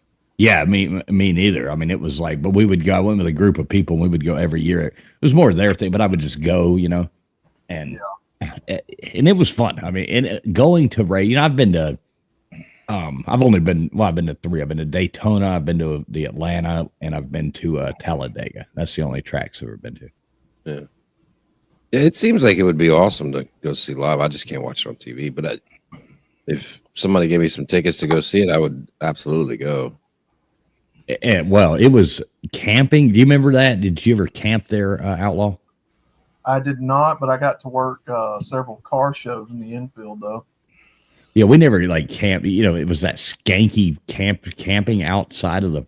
Oh my god, dude! Those parties would go all night, and I mean, it was one of the skankiest, most fun places in the world. It was so much fun. I mean, it was like Mardi Gras at the trailer park. Mardi Gras at the trailer park. I mean, it really was. There was, the beads and the music playing, at every different place, and little people stages set up and girls dancing. Yeah, it was insanity. Natty lights for everyone. Oh yeah. There was. Yeah, it was pretty rough. But you fun. okay? You okay over there, Mr. Duggar? Yeah. Good. Are you doing okay over there, LW? Yeah, I'm fine. Well, cool beans, bro. Mr. Audio Snob, Mr. Duggar. Hey, y'all ever watch sumo wrestling? Oh yeah. You ever That seen is Mother? some fucking funny shit, dude. It's some big old boys slapping on each other. You ever Now, seen that's a midget, sport. You ever seen the midget mud wrestling? Yeah, I've seen actually. I have. Midget bowling? That's a thing. Never seen midget bowling. Oh man. But you have to like roll them down the lane or what? Yeah. Yeah. I don't know if they still They're the ball. Yeah. I don't know if they still do it or not, but I've seen it. Oh boy, oh boy. Oh, It was like the tossing, the midget tossing. Midget mud wrestling's funny as hell too. Little tiny half-sized women in the mud. Her boyfriend was 6'2", and he was nuts over that girl. I think the midget bowling is a good time to end it. Oh, and man, I'm gonna it go. I'm probably gonna is. go watch it. I'm gonna go watch some midget bowling. But I appreciate everybody joining Gutters, Trailing Fools, Outlaw, Hell yeah, Mr. man. Duggar. I appreciate it. Cool beans, bro. Yeah, man. Thanks for having me up. Sorry, I've been multitasking here, but No, I think we've done everything we accomplished. We right, everything wrong. The beginning of the show was a complete disaster. But hey, grand opening, grand closing, as the famous Traveling Fools likes to say. Can't blame me. I wasn't here. Thank you. Hold Did on a I second. ruin it? Did you ruin it? What do you mean? Wasn't me. Yeah. I thought you said the grand something and No. It was no, not you at all. oh. Okay. But he was right. It was not Mr. Duggar at all. And keep having as many Duggars as possible. So it's going to be a Duggar America, everybody. She's still mad about me doing that. We just had sex, and she had just had her hair done, and I just couldn't help it. That's what happened. That's what she looked like. Now she was hot. Now she's scary, motherfucker. Now we have to deal with. I don't know how this is going to go. Now we're going to have to deal with Mr. Duggar being an audio snob. Is everybody ready for that? Uh-oh. Yeah. Well, I can definitely Go tell ahead you and turn in your fucking little earbuds because you're don't have to be. You know what I'm saying? Well, I just so everybody knows, I went on ahead because now y'all got your audio figured out. So I ordered. It'll be here tomorrow. A new soundboard and a new. I upgraded everything. Just So we're all going to be behind the times now. Yes. Exactly. So I ordered a nice new soundboard and spent $1,000 fucking dollars. a really nice set of headphones. I'm Thanks. coming in here, and so Much yeah, appreciated. it'll all be here tomorrow. Well, then we won't let you pay any reindeer games. Fuck you. You'll be ostracized. Now he's going to look down at us like fucking the peasants we are with our shitty audio. Hey, I got big words too. Ostracized. Yeah. You can't use that very often. This is Traveling Fools every time he goes live with our talking to us stupid people who are Moana casters for $120. What are you, retarded? So I know. Now I'm gonna have to figure out how to get all my settings right again and all that jazz. With this fancy new board I got coming, but it'll be okay. I'll get it figured out in about 5 minutes. It'll be fine. I miss that guy. Norm Macdonald used to be funny. He's a legend. Oh yeah, one of the most hilarious men that ever walked the face of the earth. The best thing ever was he worked on SNL and he was doing the weekend news update thing, and all he did was make fun of OJ, or a lot of OJ jokes. And the president of NBC was a good friend of OJ, and he told SNL, like, tell him to stop doing all these OJ jokes. That's my friend. He was found innocent. Tell him to shut up. And they told Norm. So that week after they told Norm, he did the entire weekend update, nothing but OJ jokes, and they fired him. That's awesome. That's a boss move right there. Yeah, but then they begged him back. No, he never went back. Yeah, he begged him back. He did a couple shows with him. Yeah, he hosted and stuff like that. But yeah, they shit canned him. And he was making fun of them then about coming back. Yeah, they really had to pay me to come back over here. Yeah, he was the best. His moth joke is funny. It's like 5 minutes long. It's so stupid, but it's good stuff. Moth joke. I don't know if I heard that one. Well, cool. It's nice hanging out with you, man. I appreciate it. All right, everybody. We're going to call it. Y'all have a good evening. And thanks for everybody for showing up. Please like and subscribe and check out Fools tomorrow night. 9:30 Central Time, 10:30 Eastern. 9. Right? 9.